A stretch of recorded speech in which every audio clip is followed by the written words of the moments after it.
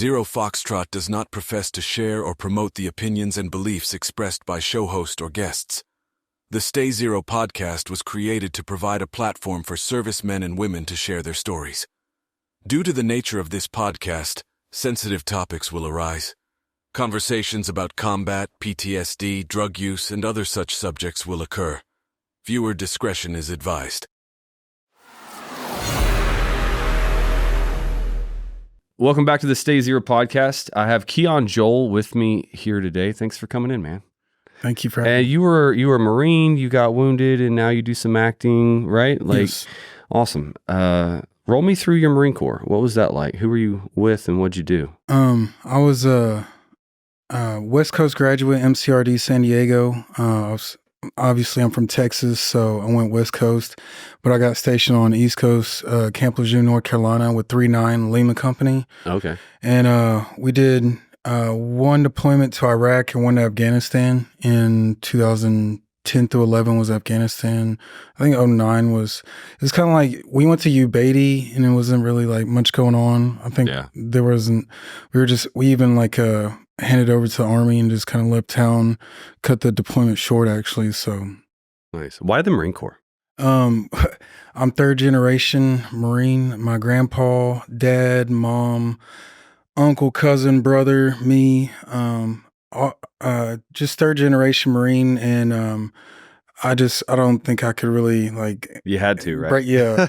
I mean, my sisters, God bless them, they went to the Army and they did their service, but I don't hate on them or anything. How many sisters do you have? I got one real sister and two stepsisters. Okay. Yeah. And they all went Army?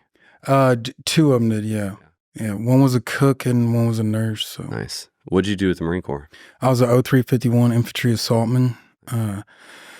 Shot the small. That was my main weapon of choice. Got to shoot it one time. Did you ever get to shoot them? Yeah. I remember mostly in training, it seemed like we didn't use them a whole lot. No, you wanted to as a 51. Sure. That was my weapon. But to have been able to shoot it was the achievement, right? Yeah, and Andrew Sales was right next to me when I shot it, and it was kind of a cool moment. But I know we needed that second rocket, and my captain didn't let me shoot that one off, even though we needed it. Yeah. But anyways, I still got to shoot it once. So what'd you shoot it at? Enemy, Taliban. We were crossing a poppy field. I had no cover, no nothing. It was just bare, little twigs of poppy, and we had about 100-man, probably company assault, and we couldn't get across this poppy field, and our objective was to get to this building, over here. So we needed to take a small shot before we could even do the APOB shot. So anyways, were you taking out a building, or were you all in contact, shooting at troops or what? Yeah, we were shooting at Taliban. They were about 300-400 meters away. And it was a pretty heavy firefight that day. And I think they said we ended up killing 20 Taliban that day or something like that. But it was a crazy firefight though, because it was a whole company online or whatever. So whenever I shot that small, you see 50 Marines going across this poppy field, and I obviously injured some of them because we didn't hear that fire going off anymore. And then right when my ass comes around with the rocket launcher, he gets back up, pop, pop, pop, and just whizzing by my head. I'm like, damn, that second rocket would have came, should have sent the second one. I'm serious. But anyways, that was a small shot story. But nice. I think it, suppressed him for a little bit after that first rocket. But was that the time that you were wounded, or was that a different? No, that was just a different one. Okay. Yeah, we were in a lot of. Did you see a lot of combat that deployment? Yeah, I was at Mobile. I try to go wherever I could to be in the action. I don't know, something just in my heart called me to want to be around. And I was a weapons attachment. So at first they put me in Mobile and nothing was going on there. I think we saw one IED that took somebody's leg off at the very first week. Yeah. And I was that kind of set the tone. And so that first moment that you're kind of shit, it's real. Yeah. And it just thinking back is oh, what is that? Oh shit. And then you then you're kind of in the zone, like, so. But that was just a random kind of like ID that they planted during the winter, and that he just actually happened to step on it, randomly, and like no, engagement. But did y'all notice that there was a change in like seasons and how they would fight? What did you see? Yeah, well, I can't, like, you get the intel from the previous Unit, and you gotta go with what you got, though. So like we went in and it was cold as hell, like there wasn't nothing really going on. So I think at that time they were recuperating. I mean, this is just from my personal like standpoint of like looking back, is like that winter of 2010, like I think the Taliban was being pushed up to like singing or something, because like I know 3-5 or 1-5 or whatever it was, like they were getting rocked, and like we were just kind of like, where is everybody? So, but then they started coming back during the spring, and but like the unit before us told me they were getting in firefights in marijuana fields, all marijuana, and then we go in and it's all poppy, so like not a lot of cover, and you're just kind of like, and then it was muddy, and so you got swamp, What was that like? Like walking through a giant field of heroin or a giant field of weed? It's weird. It is one of the weirdest things. It was kind of cool little thing that we found a whole like kind of, what do you call, mud brick buildings, just filled to the brim with weed, and we had to, burn it and stuff. So we got like one bowl at a time. Yeah, yeah. But I mean, you just see to the ceiling with weed, and like, being a former smoker, it was just like. Did you smoke before you joined? Oh yeah. Okay, yeah. And I'm a big advocate for that. Were guys smoking overseas? Well, I mean, I don't know. I know the A&A word, so, yeah. But I think to stay on even keel, I think a lot of Marines like kind of like didn't partake in that to keep a clear mind. So because it was kind of you didn't know what. It's not a place you want to be altered. Exactly. Like there's not a safe place that you can comfortably set it down and be like in an altered state to decompress. Like the switch doesn't go off. You don't want to be complacent anywhere, and that's what you constantly see in the Marines. Did y'all have an issue with the AA doing that and working? Ours, yeah, it's the Afghan army, right? Yeah, yeah. And anyways, yeah, they were. I heard it was rampant throughout. Like I know everybody was talking about like A&A, they suck, like they're getting high on patrol, and like they don't hardly listen, and when you get in a firefight, they'll stand in your line of fire and almost take your head off, and no backblast area. So it's like dealing with, kids and in the most dangerous situation possible, and like trusting them with their life, and they're your brothers. No, there's a language barrier, there's a training barrier, there's every barrier that there could possibly be, but they want you to take them out almost like SF and train them and teach them how to be warriors. And I think in 04 when we got done, that was one of like the first missions that they deemed to be a legit failure. Was our Echo company was tasked with training the Iraqi army. Oh God. And they did it, but what they found out after we left was they were all bad guys. Like they had literally trained the entire unit of dudes to then like go to Baghdad or Fallujah to fight and didn't know it. Yeah. And it was pretty embarrassing. That's why I kind of like raised my eyebrows at that, because I feel like I got shot in the face by A&A. Like really? I found out a year later or a couple years later that they got intels like from I was there. I got shot in the face, obviously, but I heard a RPK, like a 7.62, but they got intel saying it was a stolen Army Saul or whatever, 5.56. Like, I don't know. But to me, how close it was, it sounded like a damn RPK to me. But anyways, where was I going with that? Sorry. You got shot in the face. We were talking about AA, or you might have been A&A.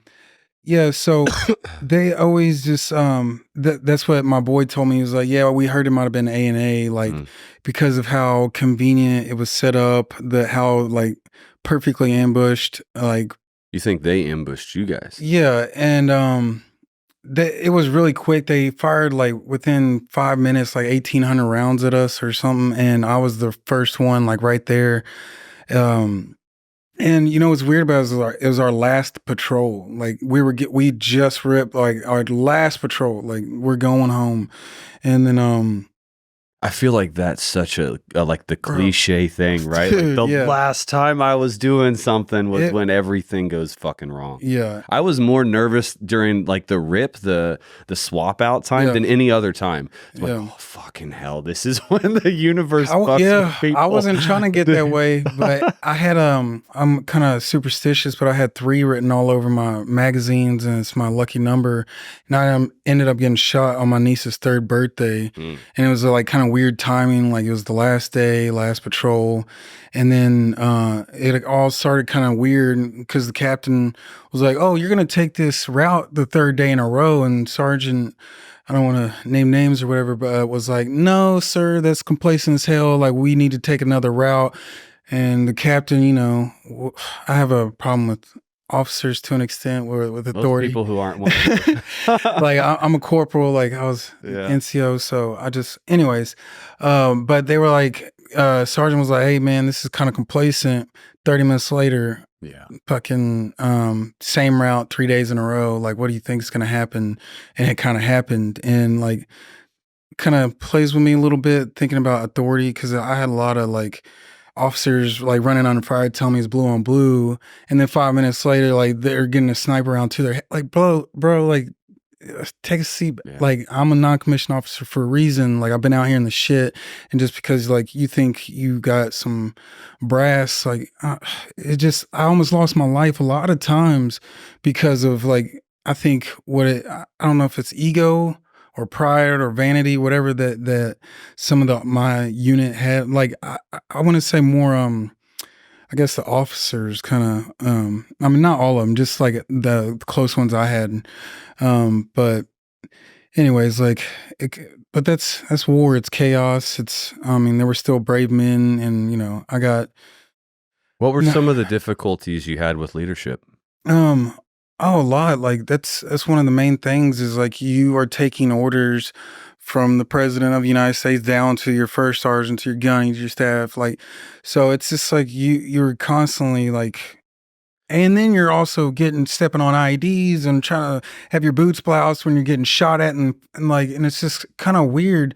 And like I said, I had this one incident to where I'm getting pinned down, and I know it's not blue on blue, and then I'm like, "Hey, dude, I need fucking backup," and like I'm like, they're like, what is Wright doing? Like, what is he doing? Like, so he runs under fire, like running under fire, gets in a damn truck track to tell me it's blue on blue, like while I'm like pinned down, like, yeah, well, bro, I can see like they're not, like they're Taliban. So were they telling you not to shoot back? Yeah, like they were telling me not to engage, and then we retrograded back to this like about 100 feet to this graveyard to get like a little bit of cover, and the sergeant major and the fucking all these big dicks and lieutenants, and I'm like, bro, what are y'all doing? They were just standing around. 5 seconds later, pew! I'm like, yeah, blue on blue, motherfucker. Like, I got this on video. Like, all these instances I'm talking about, they're on video, unless my hard drive like crashed or some shit. But like, it's just like, it's crazy what people will tell you, like to your face, like while you're getting like in the shit.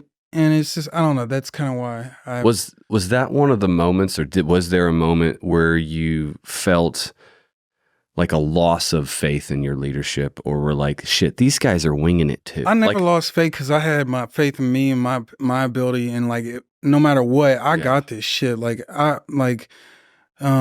officers can only do so much, and like when you're on the battlefield, you're your own. Sure. You know, like that, like. But I noticed that, and I took that in, and I still kept fighting my war, like protecting them, even though like I know they might be, you know, not doing what they need to be doing, or like maybe they're just, you know, they're in the fog of war and not really understanding what's going on. But I feel like I realized that they were winging it too. Yeah, like that's what I'm saying. I gotta give them grace. You know too, what I mean? Like, down to the intel, they didn't know shit. They're guessing half the time. Yeah, like the one, my gunny got his leg like imploded. Like he stepped. Luckily, didn't like fully go off, but it imploded his ankle, and he's all fucked up now. But he's recovering. He's doing good. But he thought it was a mortar, or the lieutenant thought it was a mortar. And like, I'm like, what the fuck? And I'm like, looking right here. And like, this again on video. And I run to him. First response, like, pulling him 50 yards under like heavy fire and like try to get him back. And you're just looking at the lieutenant like, oh shit. Like, and then I put him on the helicopter and then run back. Like, that was a crazy fucking firefight. But yeah, just like I'm placing machine guns and like taking care of your wounded. Then you got fucking cobras coming in. It was crazy because that when he got his ankle blown up, he was like resting right here. And the A-10, I was like waiting for the helicopter. I was posting security with his leg like propped up. And then I didn't know that the coat, like, because Taliban was like right there. They were like, they draw us in to this like kind of suck point. And then they had like 3, 4, or 5 IDs like waiting on us. A couple pink mists blown up. Like, I think there was like 3 or 4 Purple Hearts that day.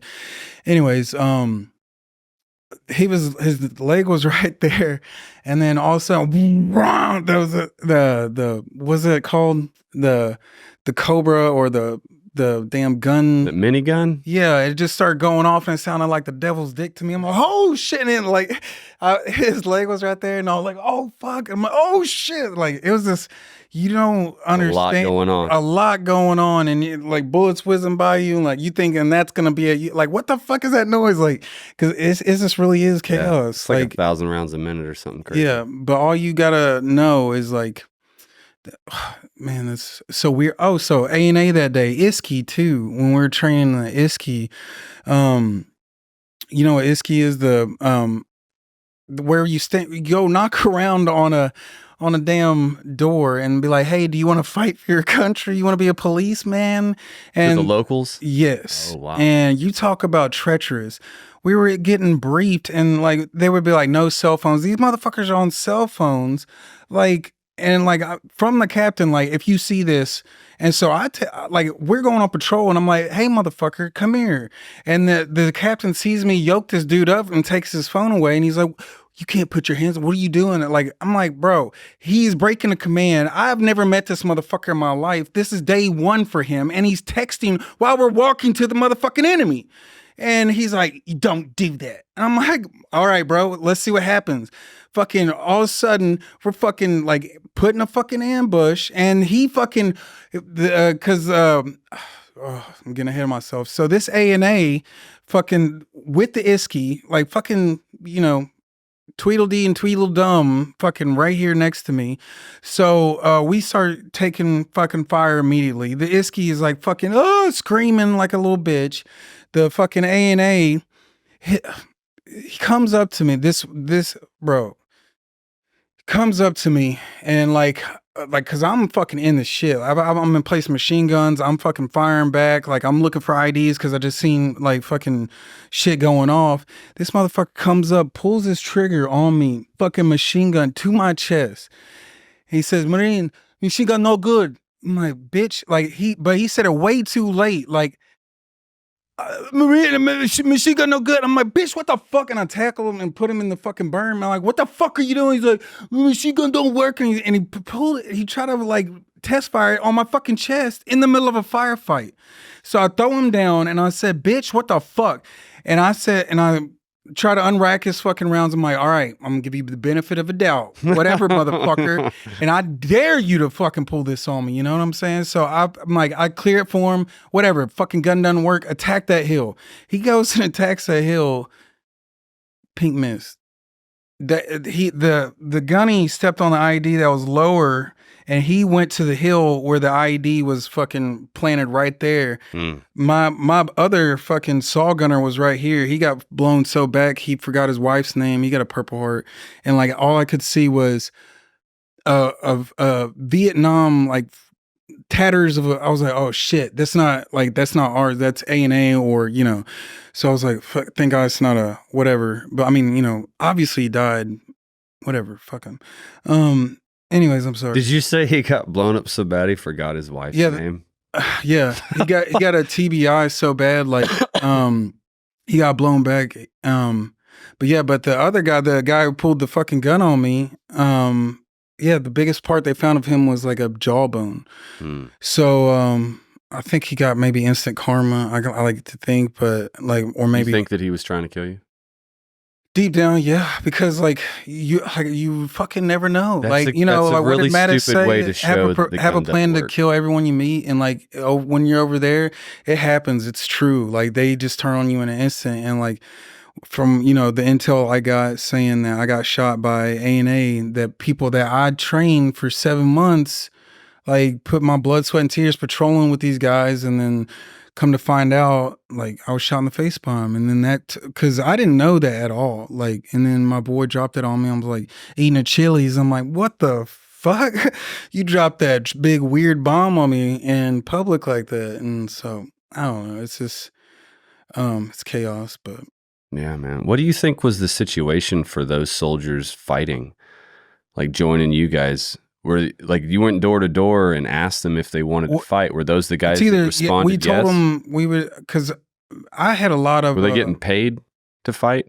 Yeah. Basically, like we would, because they were either farmers. They would, man, it's all messed up. Everything was messed up over there. Because when we got over there, our command was like, go tell them to plant. Because I was like squad leader, like had 4 Marines and 4 A&A, and I would just go around Marja, patrolling. Like, hey, if they're growing poppy, ask them to plant cotton, and we'll give them some money, or like, ask them to do this.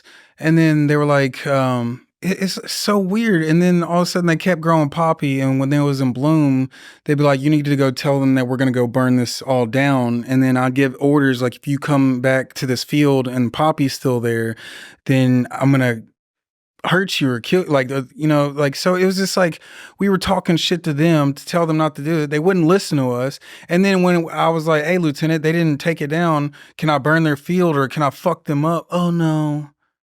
What are you having me do? Like, you're just having me running fucking circles and getting shot at?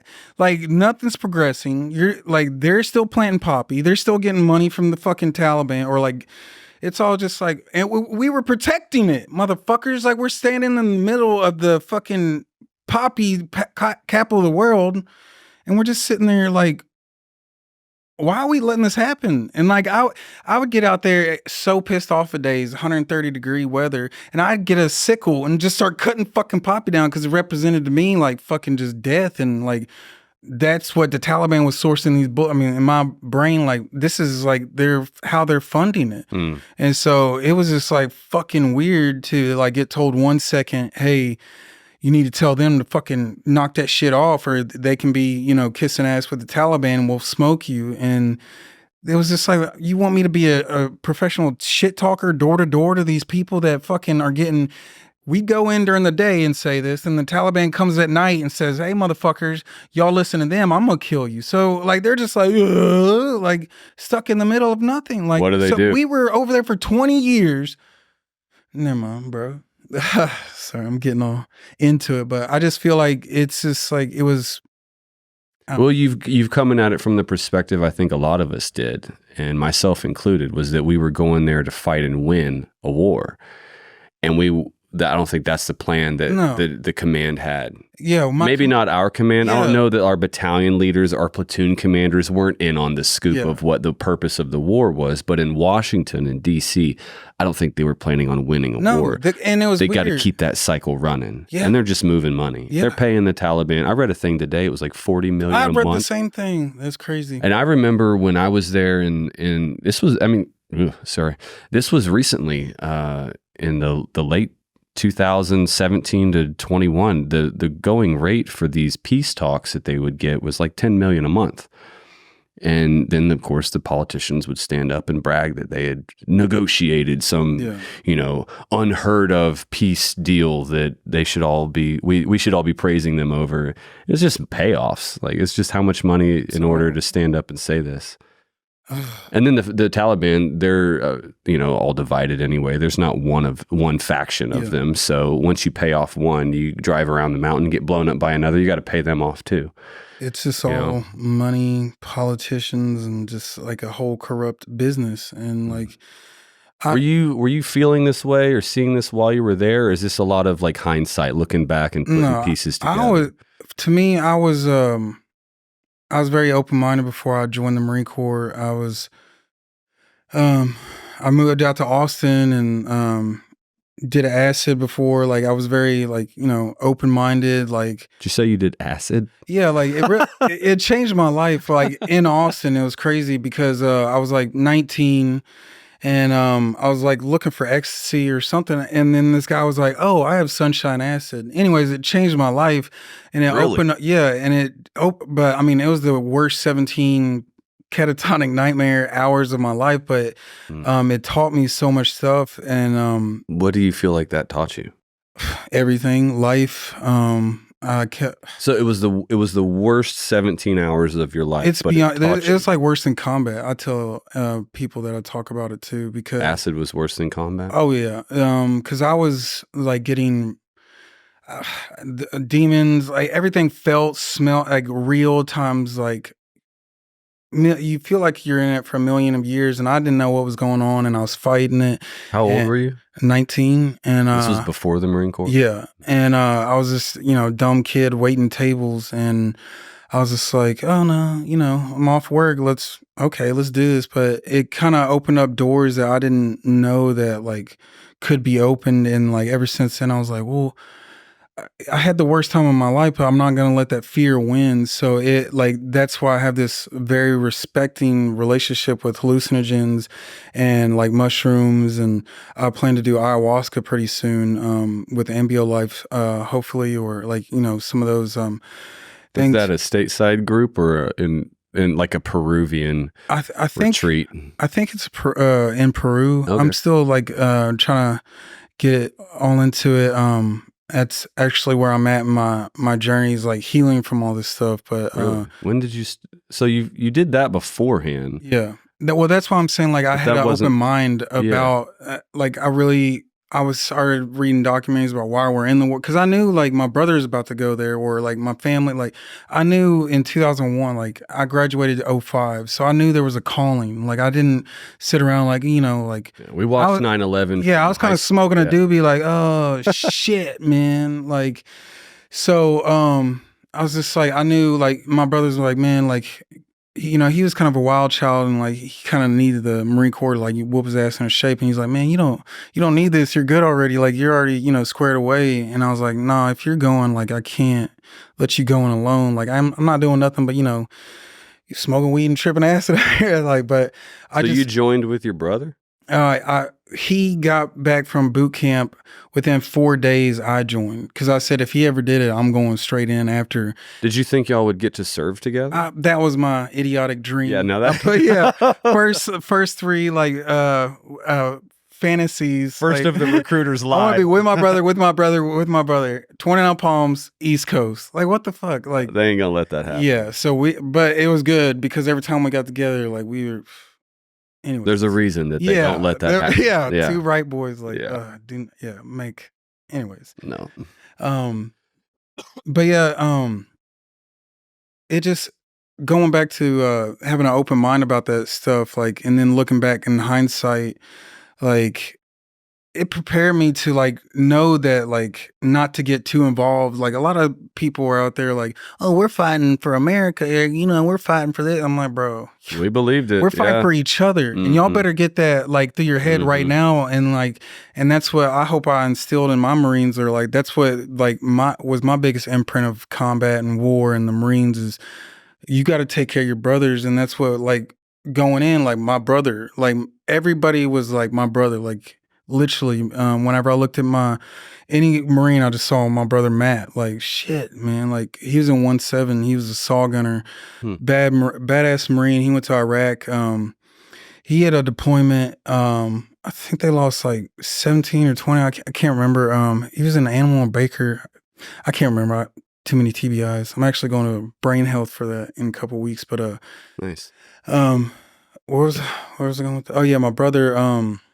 We were talking about coming to the realization of, either it was hindsight that everything was so fucked up, or if you noticed it when you were there. It's just like you gotta put that shit behind you, and like you can look behind the curtain like, oh shit, I'm behind the curtain now.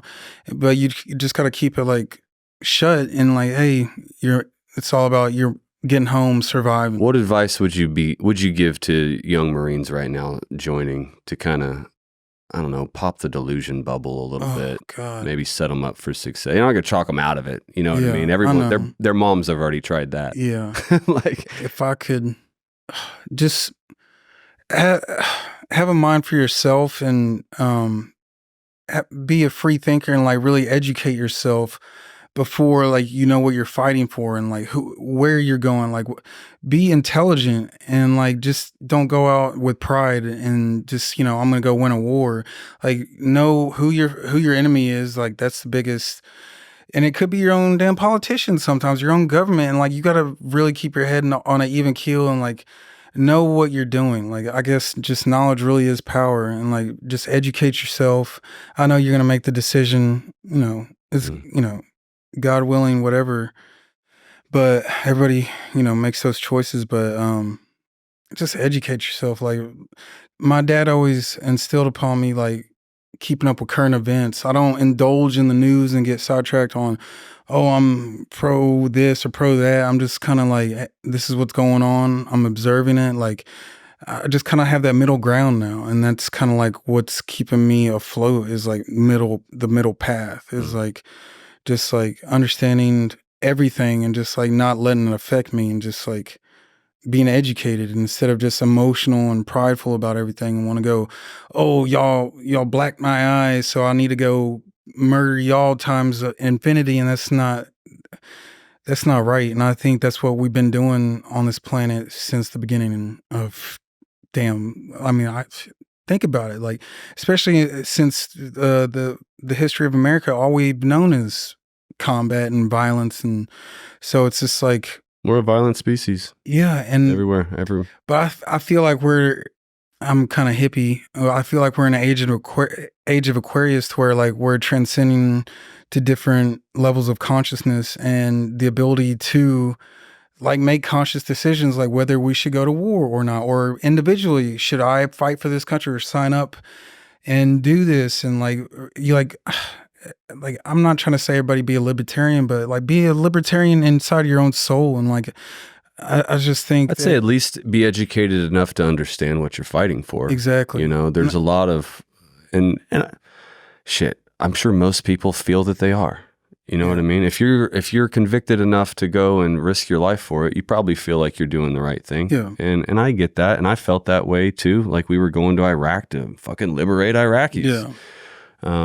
It was just finding the guys to fight that was tough. Yeah. I feel like one of the most important things that I took away, that I wish that I had thought about or known, was how important the network was going to be.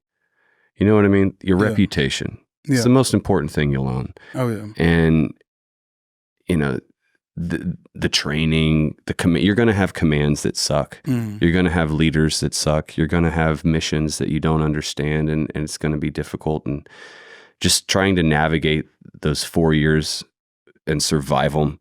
Yeah. And get through to the other side with, you know, some relationships that will carry you a long way. Like I still talk to guys today. Every day. Yeah. I still have a group chat with absolutely 11 of my closest. And that's what really stuck with me. Yeah. You know, not the rest of it. Yeah. And that's all what it is. That's what I'm saying. Like you go and you find out it's all about the men next to you. And like, that's really what you come back with is like, so like, and that's something that I lost for 10 years. And while my PTSD and my alcoholism was so crazy, is because like I didn't have those guys and I wasn't relying on them. I wasn't opening up. I was suppressing. I was bottling it all down and coping with alcohol and my pain meds. And I just had back surgery, but like I had terrible back pain. I mean, I still do. Was this from your injury? Oh yeah.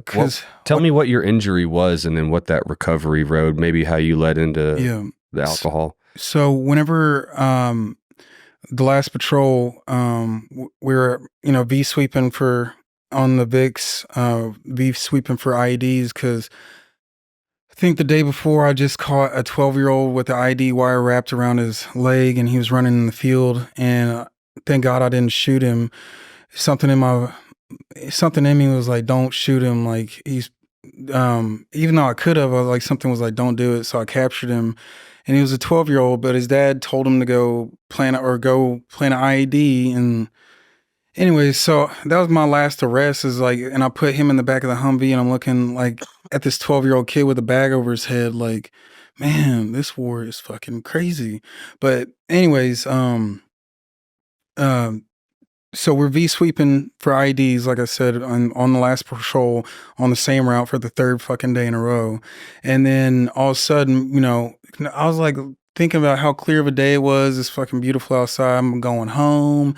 Fucking just mouth breathing, staring at the clouds. But it was actually a nice morning, because like in Afghanistan, like when it was cool, Joel, pay attention. Get the fuck over. No, it was not that. Like I was on my P's and Q's, but I was, you know, taking in the refreshing air morning, because like before like noon, fucking that was like the best time, because like it got like 130 in the afternoon, and so you're like kind of like, that's fucking hot. Oh, it's only 90 right now. Yeah. Fucking 9 o'clock in the morning. So anyways, so we're going along, and then all of a sudden, and the guy who I'm V-sweeping with, so we get shot at, he's at my 12 o'clock. I'm kind of like right here, and he drops like a rock. I thought he got shot, and because the bullets almost like hit me, because like they were lined up like right at both of us. So I fired a burst down the line. And so I kind of like fucking took a oh shit stance, like what the fuck you gonna do? Like, and I see these bullets lining up, and most of the time Taliban like weren't great shots, so I could like, you know, see what they're doing, like where they're aiming, or kind of get a gist of what's going on. But this guy was like kind of fucking on point, and I'm like, damn, homie. So he started shooting, and like he was on me, and so I was tap dancing, and I didn't have no cover. Like we're outside the roads, like, and it was like this cover. There was no cover. So I look around, do a 360, and I don't see shit in front of me. I see it like, you know, where we would scoop the side of the roads to like build up other parts of the road. Like if IED got blown up, we'd have to fill in that part of the road. So there were these big like 10 feet little holes, all these like in random spots everywhere. So I saw that, and I fucking Air Jordan it into that thing, and I land, like I have full magazine, all this shit, and like bullets are like going up my ass. And so I jump in this thing, and I landed crazy on my knee. I broke my kneecap, and I come down all on my back all weird, and bang my head, like just doing that jump to get away from the machine gun fire. And I pop back up to fucking return fire. I get a couple like rounds off, and then I see like Kane, like I'm like he's down, and I'm making sure he's not fucking dead or something, because I need to get to him as fast as I can, because if he's fucking down, I need to get to him. So I'm trying to like, you know, shoot, see where the fuck he's at. And fucking, he's accurate as fuck. I'm like, goddamn, like, because I can usually keep my head up and like, man, fuck you, you ain't shooting me. Well, most of the time they're just shooting over their heads, right? And but this guy just kind of had my number. Yeah. Because I'm looking down the scope, because he was like right, like Kane is like at my 12 o'clock. You trained him well. What can we say? I know. Good job. And he's just like, coach. He's very like hidden, and like he was in grass, and he like. So I'm just making sure he didn't pop his head up, because I could pop him. So, you know, in the Marines, they teach you to like get eye on your target. So while I'm about to pull the trigger, fucking the machine gunner blast right at my face. Like fucking these rocks hit me. I'm like, fucking goddamn, all these rocks ricochet. Like it hit my like rifle, like my scope, everything, like fucking all the debris or whatever. And I'm like, motherfuck, all these rocks, I can't see. And then I go in, fucking about to fire, and then my fucking scope starts filling up with fucking like this oil, and I'm like, what the fuck is going on? Like I can't see. And I'm like trying to fucking wipe this oil off my shit. I'm trying to wipe this oil off my scope. And I'm like, what the fuck is this shit? And then I'm like, I do like that, and I like lower my scope, and then fucking I see this line of like blood. Now I knew it was like shooting like fucking 4, 5, 6 feet in front of me. It was like just spewing out. I was like, what the fuck? And so I do like that, and then whenever I do like that, I had a hole in my face like the size of my fist, kind of right here, or like it's about, you know, the exit wound. but it just all fucking plumped out. And I was like, oh shit. So I'm doing this and I didn't know what was falling out of me. And I just saw blood on my flak jacket just fucking everywhere. And I'm like, oh fuck, I'm hit. And I see Weimer, this was his fucking first fucking, he was a sergeant from, I think 8th and I, like first, he was in, mobile, like the whole time, you know, got some pop shots here and there, but this was his like first legit, like, oh shit, let's go. So he's fucking firing and I'm like, fucking Weimer, like fucking, hey bro. And he fucking, like, he's getting shot at too. And I'm like, hey bro, I think I fucking need you. And like, you know, I'm screaming, fucking still getting shot at. Like they're fucking pinning us down like fucking crazy. And then our fucking 203 or not our the automatic grenade launcher. Mark 19. Yeah, Mark 19 jammed up. The 50 cal jammed up. Everything fucking started jamming up. And then, shit, where was I going with that? I just lost my train. How you got wounded? Oh yeah. So Weimer is sitting there. I'm like fucking trying to get him. He runs to me. Later he tells me he got his magazine shot out running to me to like, that's how pinned down we were under. And he jumps in, he's like, what's going on? I said, I don't know, you tell me. And I go like this and he goes, oh fuck it. He's like, what the fuck, bro? You're shot. Like he didn't know what to fucking do. And like I was just like, dude, patch me the fuck up. We gotta kill these bitches. Like fucking let's go. And he's just like, and then all of a sudden this fucking Saw Dog 2.6 or 1.6, I'm sorry, I can't remember the fucking unit, like obviously I was shot that day, but he jumps in, he's like, what's up, motherfuckers? Like, cause he was like in the Pusha Marja and like he had 6 months off and then he came right back ready for more and he jumped in, he was like, what's going on? Oh, you hit, little pussy? I'm like, I said, you keep calling me pussy, like what the fuck, dude? Just plug me up so we can go kill these bitches. I need a face tourniquet. Yeah. And he's like, hey man, this is gonna hurt. I said, just fucking do it. He's like, all right, don't be a bitch. And he put his fucking fist in my face with the quick claw or whatever. Really? Yeah, and that was the worst pain I think I've ever felt mine. With quick clot. Or the fucking gauze or whatever. Combat gauze? Yeah, and he's like, this is gonna hurt, pussy. And he kept calling me a pussy and a bitch. I'm like, bro. And that was like all I could do. I didn't ever cry once. I just became like this superhuman rage. Like I felt the spirit of core. Like I felt it. Like fucking that's what it was all about, is like that fucking, that was it. And like that turned me on. Like that's what makes the grass grow to me. Like I was like fucking ready to get more and shit. But you know, obviously I didn't know what the fuck I was doing. So they were at my head like a mummy. I could see like out of one slit and I didn't have my Kevlar on and they're all like trying to protect me and we're still pinned down and they're trying to get me to the AMRAP or whatever. Fuck it. Cause like we're kind of close to the road at this point, or like they know that we're pinned down or like there's something happened. And so like they get me under fire and I'm like, fuck, oh shit, man. Like I felt so weird, you know, being injured and shit. I'm like, without my rifle, like, you know, I'm like, fucking turn my back to these bitches. But anyways, then I got in there. I'm like, all right, doc, what's up? You gonna hit me? No, you got a head wound. We can't even give you Motrin. We can't get, he's like basically said, change your socks. Damn. And so I didn't have pain reliever. And because we had to drive all the way back to the base. I mean, we weren't too far because we got hit like 10, 15 minutes outside the wire. And then we were like right back there. And so I was just, and then all of a sudden, you know, it was a quiet day, last patrol, everybody's fucking on the comm, jamming each other. And so I wait there for at least 30 minutes with no pain meds, just sitting there, just wanting to kill and wanting to fucking kill and wanting to kill and get outside the wire. And I'm sitting there, you know, like they had to like, you know, restrain me to like get back outside the wire and like, you know, I'm kind of goose frobbing through the pain. Like, I'm like fucking not letting it get to me. And I'm just like, you know, like biting that bullet.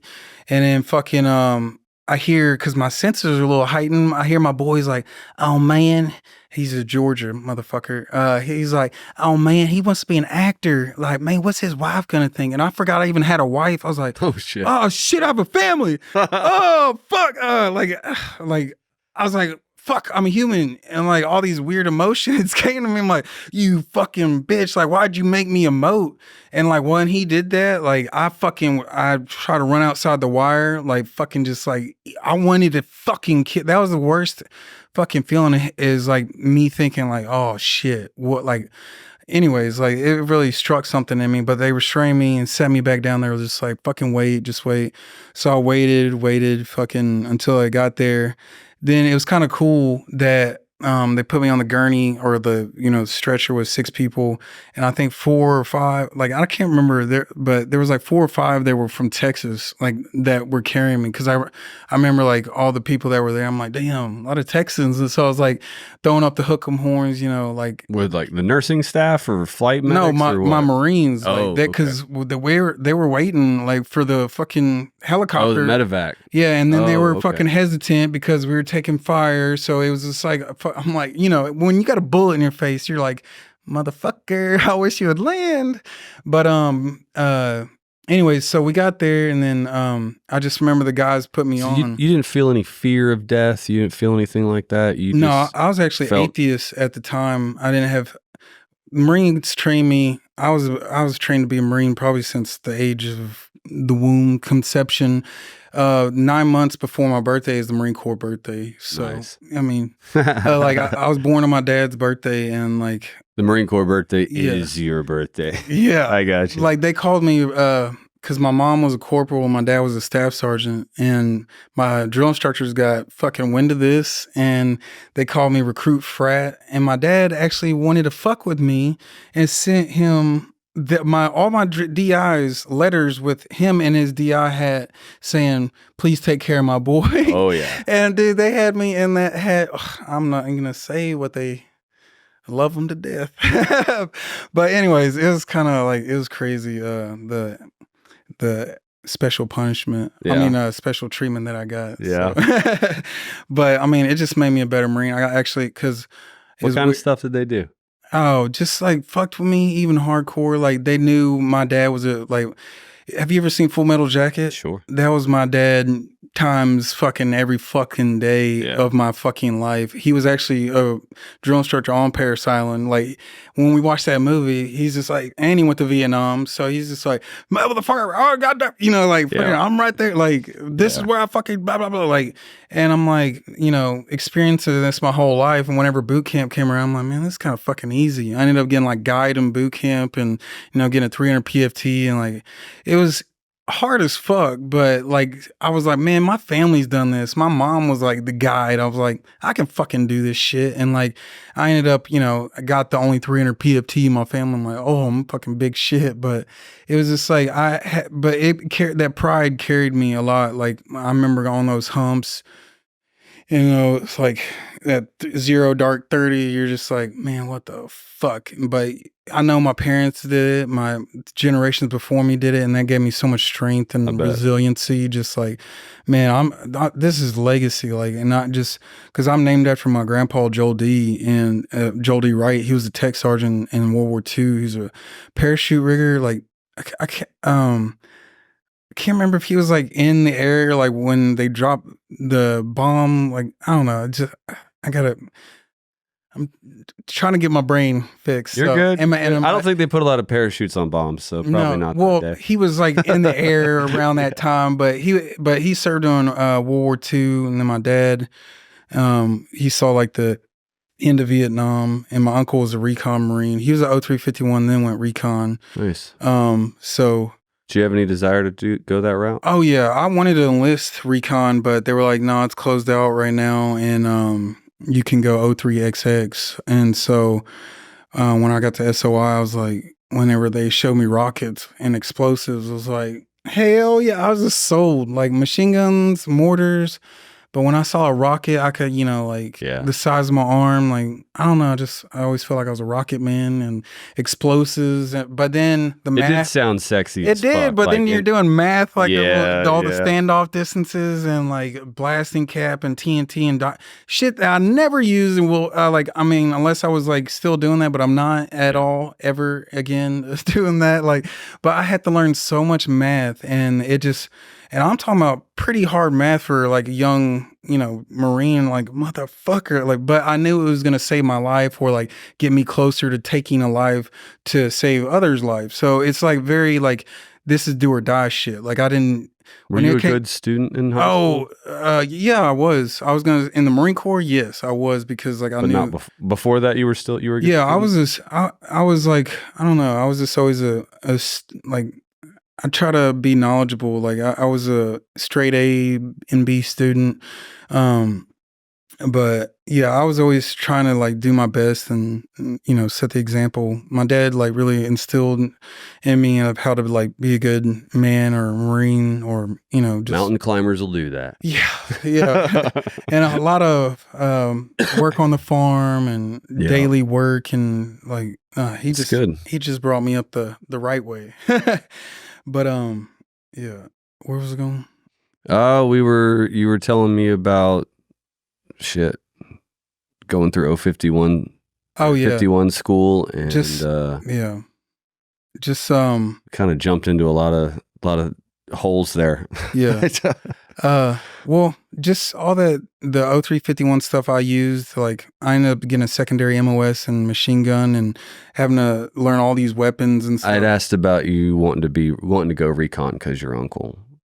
Oh yeah, I wanted to, and that in fact I have a crazy fear of heights. And like I always was like, hey, if I'm gonna get kicked out of a plane, like I want the Marines to do it because I'm not gonna do it my damn self because I'm so scared. Like, and I just had this weird, I don't know, like premonition or like I don't know, I just have a deathly, like in my past life I died in a plane wreck or something kind of fear. And anyways, well that it never happened. Even though like whenever it came up, I was like, man, yeah, I want to go recon. Then shooting rockets at people just always seemed like fucking really cool to me. And then they were like, what are you going to do in recon? Like, you're going to sneak up on people. I'm like, I don't want to do that either. I want to like fucking be in there. I don't know. I was just kind of, if I'm going to be in the shit, I want to be in the shit. Like that was my young ego, prideful kind of like, I want to carry that torch. And I didn't know what the fuck torch I was carrying at that time. It was kind of a pride, ego torch. And so much of it's just timing. Yeah. Like you can sign up, you can pass indocs, you can go through whatever pathway that you feel will get you to whatever you're looking for. But I know guys that were in recon that never had a single firefight. Yeah. And I know Army infantry guys that saw more combat than anybody I've ever met. Yeah. And, all you can do is sign up and try. And that's something that it's weird. However it plays out. Yeah. And that's what's weird is I'm noticing with veterans, like my brother he deals with, like, he got shot at multiple times. He saw a lot of buddies, like, lose their lives. And he got fired at and couldn't return fire because he was like in a bazaar and he couldn't open up like in a town full of people or like, in the midst of people. So he got like, he never got to pull the trigger like he wanted to, but he kept seeing death and getting, so it was very, that fucks with guys and you can see like so many, his fucking unit in 1-7, like suicide rate and like the fucking all the, anyways, like it's a lot. What do you think that is? Why do you, like, because I noticed that too. I feel like there's something to. Well, 29 palms is fucking like I'll tell you that right now. Anybody, it does suck, but there's something to like almost just feeling harassed by the enemy that fucks with you, and not getting that opportunity to. It does. That's the word because you're trained, and like me and my brother were bred. From the like moment we were like that's I'm gonna include that a lot in my movie, like even toy guns, like we were taught like we want to fucking kill, like if that was or protect our family, like we want to, this is our duty, like we're playing toy or soldiers mindset. And like I remember reading Chesty Pullman's book and that's how he kind of started, like playing Indians and cowboys in his like backyard, and that's kind of what me and my brother did, and it's just kind of like, oh shit, now it really comes to fruition. And it's just like, I don't know, thinking about what I know now, like did I manifest that or like I don't know, but it's just kind of crazy to think about. Like I think that there is some genetic memory. It is, because my kid's 6 and he does it now. You don't have to teach him. My wife took him to a field of bluebonnets to take pictures with the homeschool group, and the pictures she got was some of the kids all sitting in bluebonnets, and my son about 10 meters behind them, peeking out through the bluebonnets, stalking the other kids. And she's like, what the fuck do I do with this? I was like, nothing. It's in his genes. Like, what can you do? And he did it all by himself. I've never explained to him what stalking was. Yeah. Like, he doesn't, to my understanding, doesn't know what that is, but that's exactly what he was doing. Yeah. And he's now like, my wife will struggle with homeschool, teaching him to read and his letters and his numbers and whatever. And so this morning I'm like, you want to learn something? Let's do knife skills. Oh, he's all about it. Well, like the types of blades, how to hold them, different holding techniques. I brought wood out, taught him how to carve some shit, let him cut some shit, like teach him how to clean the blade off. And he respects it and he understands. It's like there's no warnings with the knife, just like fire. Yeah. It is going to burn you and it is going to cut you. Yeah. You're going to figure it out on your own, or you can let dad help you. And that's what I'm here for, right? Let me help you. And he's really kind of opened up to that concept. Like that's my role. Hell yeah. But I can't help you if you're not willing to learn. Yeah. But yeah, man. It's kind of like how it is. It's like there's something in it for sure. For real, it's just kind of like instilled in you. Like, I don't know. My dad I was the same way. Yeah. My dad kind of like, I don't know if he like kind of like him being a drill instructor and everything, like getting cadence and waking us up to reveille every damn day of my life. Like was that how you grew up? Was it feel like boot camp? Oh yeah. Like you can ask any of my friends, like I grew up like. Do you plan to do that as a father? No. Yeah. No, I mean like. I feel like that's a little far. Yeah. Well, I mean, it's just like. Like you got to be able to put that hat down. Yeah. And be. But no, my dad will never. Like he's one of those guys. Like he ain't never turn that shit off. He's always gonna wear that. Well, some people, it's an identity and it's a persona that has worked for them, and so they use it. You know. Yeah. It's hard on family though. Yeah. Oh yeah. Was it hard growing up with that? Definitely. Was your dad a good leader? Yeah, and because he would always talk the talk and walk the walk. Yeah. But, you know, him and my mom always had like, you know, alcohol issues and, you know, anger issues and shit. Like they didn't, you know, we were broke, like growing up in trailers and like really, they got out of the military and she was pregnant or something and they didn't really know what to do. I think he was stationed in 8th and I like before he got out, and then he went and tried to walk onto the Washington Redskins or something, like because he thought he was in good shape from the Marine Corps. He's like, I'm gonna go walk on like, you know, Bill Bates or some shit. So that didn't fucking happen, and so he just kind of like struggled, and like I think he was like a truck driver for Coca-Cola for a while, like in Virginia Beach, because like my grandpa on my dad's side, on my mom's side, was in the Navy as well. Like so I was actually born in Virginia Beach and lived there from like 0 to 3, and then 4 I was in Texas. Like the rest, my dad was like, bro, I'm getting my ass back to Texas, y'all Virginia, like it's for lovers, not killers. So we got our ass to Texas, but then it just was like, I had a pretty fucked up childhood, like when it came to like, my parents and stuff fighting, like, and it's just, I say I'm third generation Marine and I'm a 3rd generation alcoholic. And that's something that's plagued my family. And like, that's something that has changed my life, surrendering to God and admitting I'm an alcoholic and trying to break that generational curse, because it destroyed my family, in multiple ways. I saw my mom twice since I was 9 years old, because like she just kind of like gotten so much fucking shit. Like she had so much shit, and the VA tried to help her out, but she had her own issues and just like fucking just couldn't beat the bottle and just decided to go fuck off on her own since I was 9. So, and I talked to her from time to time, and she's still alive today. Yeah, and I'm the only kid that keeps her entertained to an extent. Like, you know, it's fucked up. Anyways, but that's just kind of like, you know, like being an adult looking back, like, and having to heal all that childhood trauma and understanding where it comes from. Born in a bar, Tun Tavern, Philadelphia, like. Me relaxing and having pride and like drinking with my brothers, drinking with my family, drinking in my home in Texas by the pool. That was like the ultimate gift. Like that was the ultimate Marine Corps fucking thing to do. And then it was the ultimate curse for me and my family. And I have surrendered that last August, and I was going down a bad route, and I did a fucking just alcohol was like for the past 10 years I was just fighting alcohol and prescription pills and like from just dealing with the pain and shit and not being able to cope and getting in a toxic relationship that I kept running back to and shit, like just apathy, just lost in PTSD, didn't give a fuck about life, wanted to kill myself constantly. I didn't, my PTSD was so fucking bad. I flinched at every, like a blade of grass moving. Like, I just didn't want to live. And like, until fucking last August, like I realized like that's what was holding me back in life. Up until last August. Yeah. Wow. And, cause I was kicking it here and there. Like I met my ex-girlfriend, Melina. She introduced me to meditation and maybe quitting drinking and maybe like opening up, like, cause I knew God at this point, and I like accepted Jesus at this point cause I found God, but like, he was just kind of there and I wasn't like had a relationship with him. And then she was like, well, why don't you clear your mind? Like talk to Buddha for a minute. And so I started like going to Buddha church and meditating, and that brought me closer to Buddha, the Tao, the opening up other spirituality within me.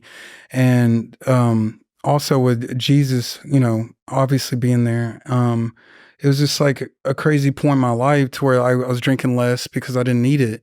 And then, but whenever I did, like I would take months off, and then whenever I would drink, I thought I had that same tolerance, and I would lose my fucking shit, my PTSD. It was like God telling me slowly but surely, you keep doing this, you're going to fucking die. Like you are going to fuck your life up, and I'm going to, like, you're going to fucking die. Like, and he kept saying that, and I just wouldn't listen. My pride was like, no, I'm not a fucking alcoholic. I'm a fucking Marine. Like, I'm a right. No, this is me. I got this. And, I just kept battling God. And then, kept having fucking incidents. And then, finally, something fucking happened, and I almost lost my fucking girlfriend, and it changed me because I did a podcast. It was the first one I did, High Speed Chicken Feed, with Kyle Miller and Robert Greer.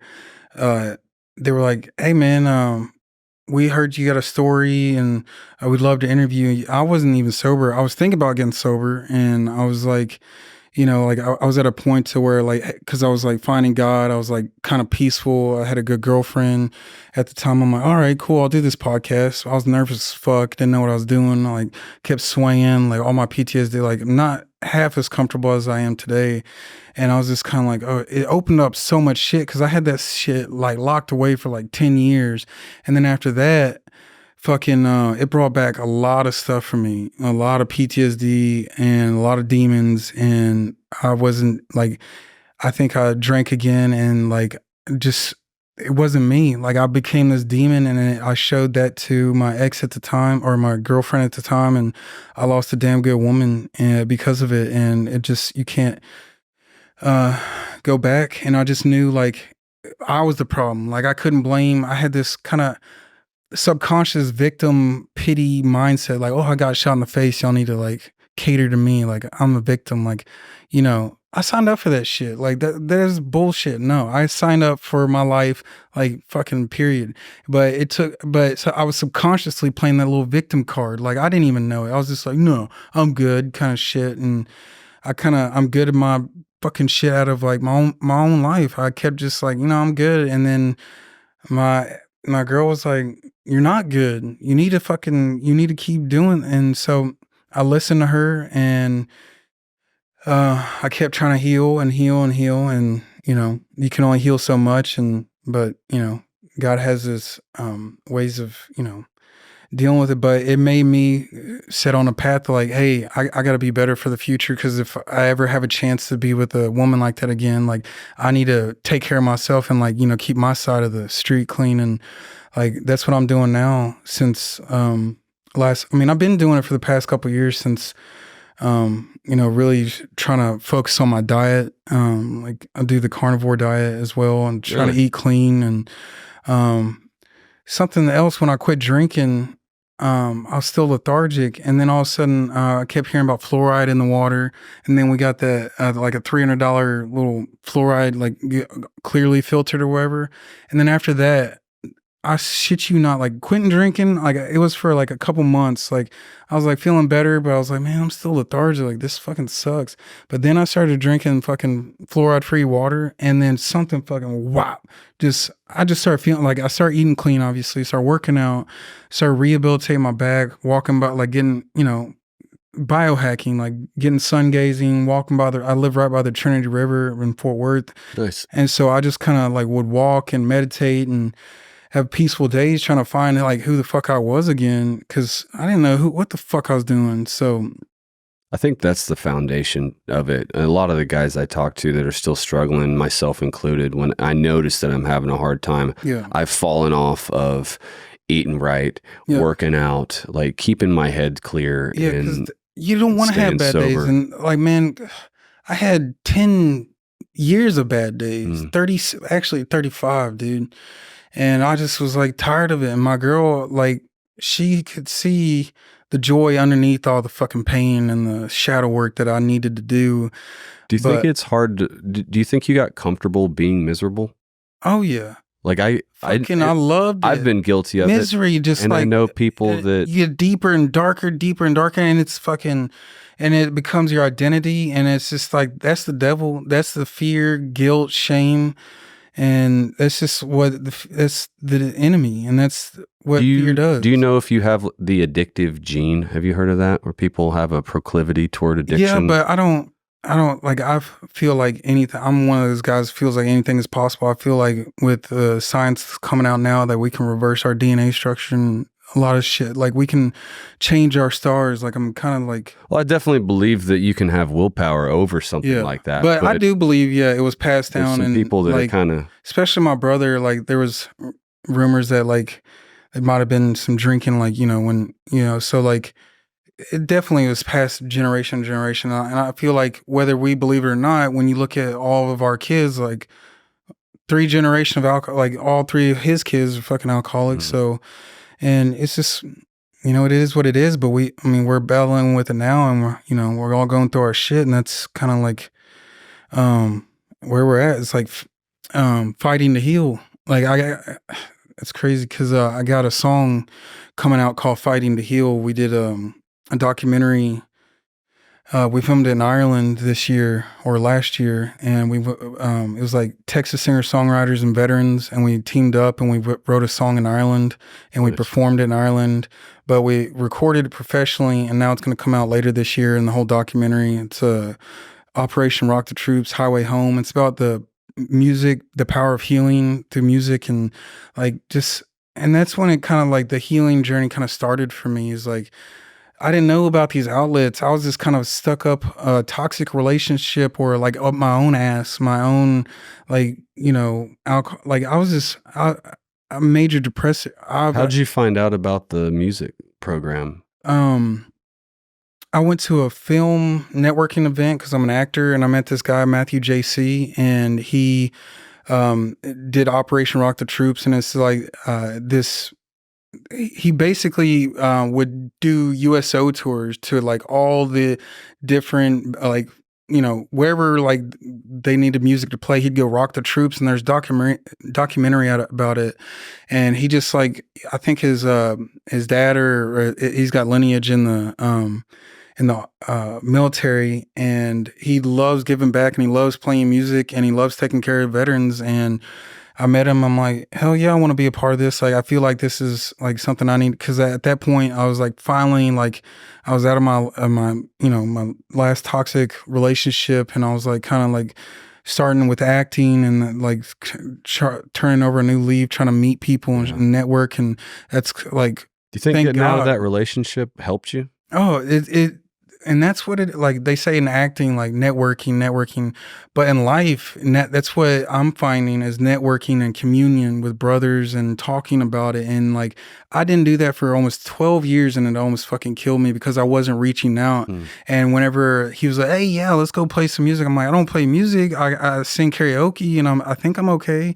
And I love singing because I've been in musicals. I'm an actor and I might play a musician one day or like a country star or rapper. Like, so I'm always trying to like, you know, as my craft as an actor, I want to be prepared for that. And I love music. So, I'd love to see you in Annie sometime. Oh yeah.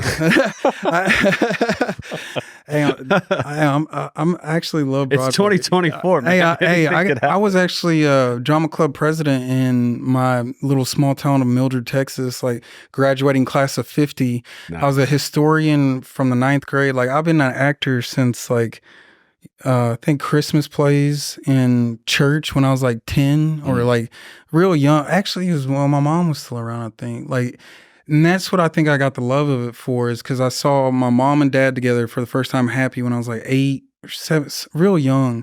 But I saw my dad act in a play because he did theater and he won't fucking tell you this, but when he got loosey-goosey, I was a thespian. And I'm like, motherfucker, like, so I saw him act as a kid and I, like, oh shit, we're a family acting. This is cool. But that was the greatest time of my life because that was my family being happy. We're at church and like, and I was like, man, maybe I could say a line from my dad. I think my first play, I played Daffy Duck and I thought it was the coolest fucking thing. And then it just, something like sparked in me. And, is that why you still do it now? It's become more of that's more of a fucking genetic calling to me than anything is acting. That's I've had that calling to me since it's like, I don't know. What part of it calls to you? I don't know. My soul, like everything. Like I just have a story to be told, or like I'm a storyteller and I'm an artist and I have to, I don't know. I just got a story to tell, and maybe the story is like the never-ending story, but like I want to keep being the character that keeps, you know, telling that story because I think that's what we all are. Is like the kind of little childs of God, or like, you know, little, you know, versions of God, or, you know, anyways, just kind of like telling our version of how it is or how it was, and that's kind of like all we've been doing on this planet. So. What's that grind been like getting into acting? Where you were living in LA for a while, weren't you? Yeah, I got my BFA. I used my GI Bill. I got retired in 2013 and went out to LA in 2014 and then was out there for 4 years. And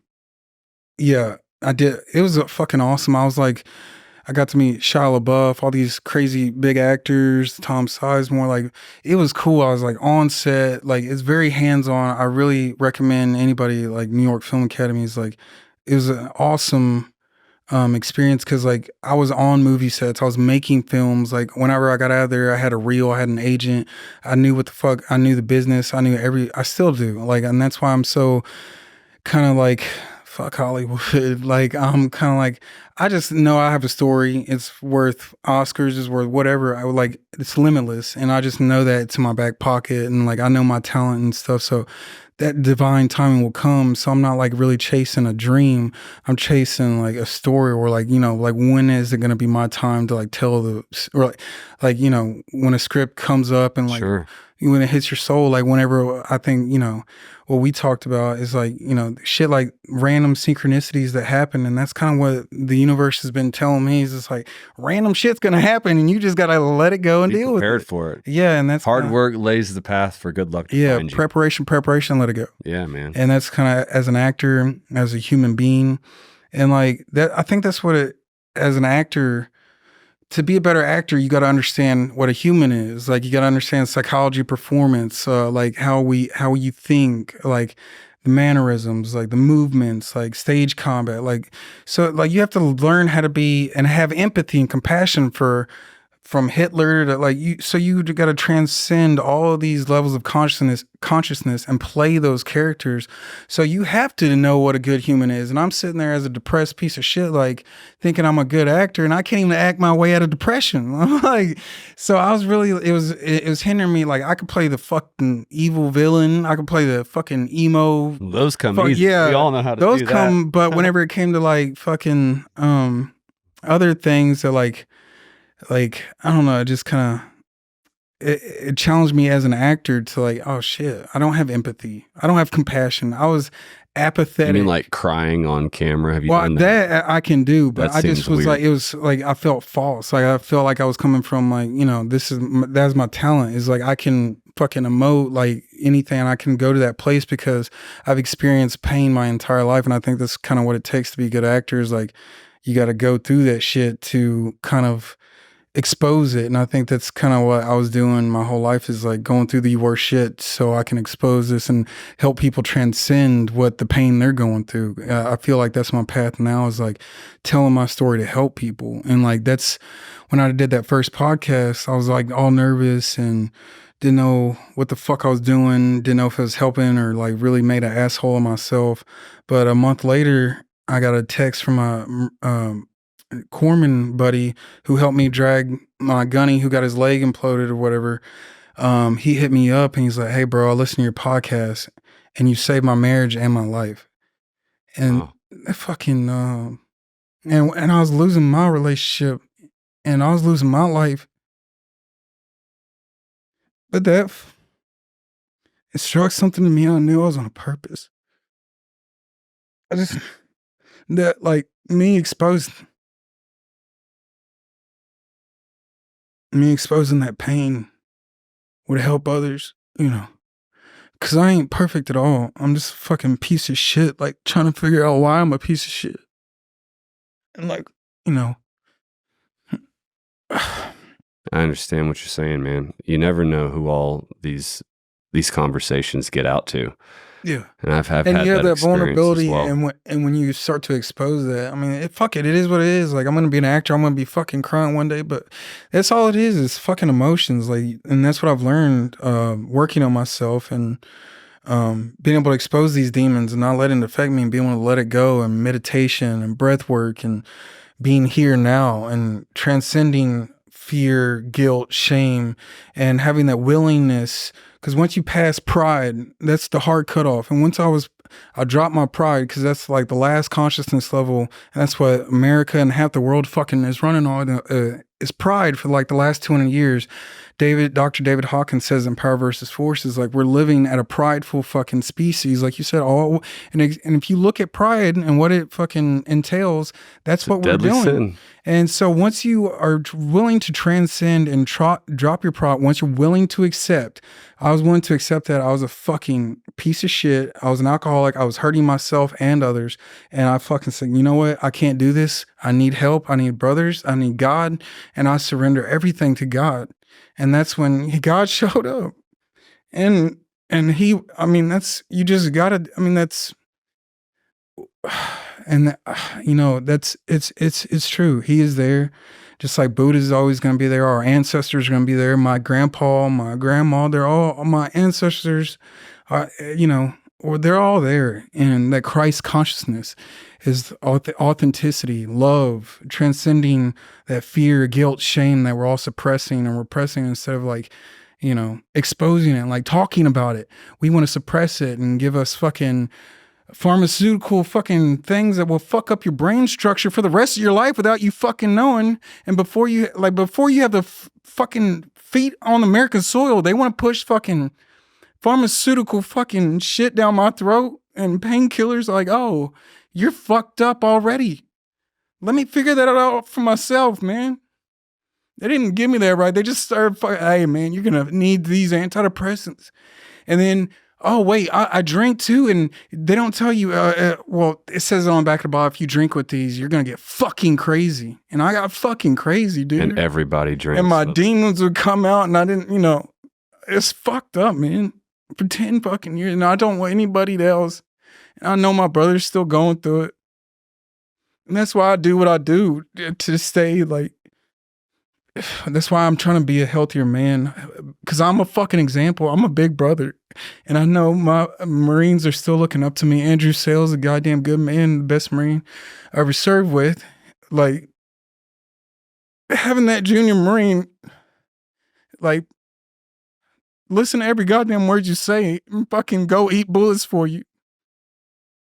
That's a spirit of core. That's Semper Fidelis, and that's what it's all about. Is like, that's your little brother. So I don't know. It's just like, I'm still like, we're fighting to heal, and like I'm still battling. I don't, because I'm such in a good spot now. My meditation, I just finished ATF, Adaptive Training Foundation, where I did a 9-week Redefine program. It's basically like this was all veteran class, but they take people like paraplegics, TBIs, people suffering from cancer. Fucking one guy had toxic shock or like sepsis and died for over 20 minutes, and he was in my class. And you see these guys, and he was a Marine, David Wood, like these men that you see that have gone past the point, and all you can do is just try to fucking fight to heal. And that's what we did for 9 fucking weeks, and that's all we're doing. We're trying to get better and live better, and so we can just fucking be happy. Because I've never experienced being happy. You can ask any, I've never experienced happiness until I met my ex-girlfriend Melina, and she started showing me what peace was. And I just kind of fucking, I didn't know what it was, and it scared the fuck out of me. I just did everything I could to ruin it.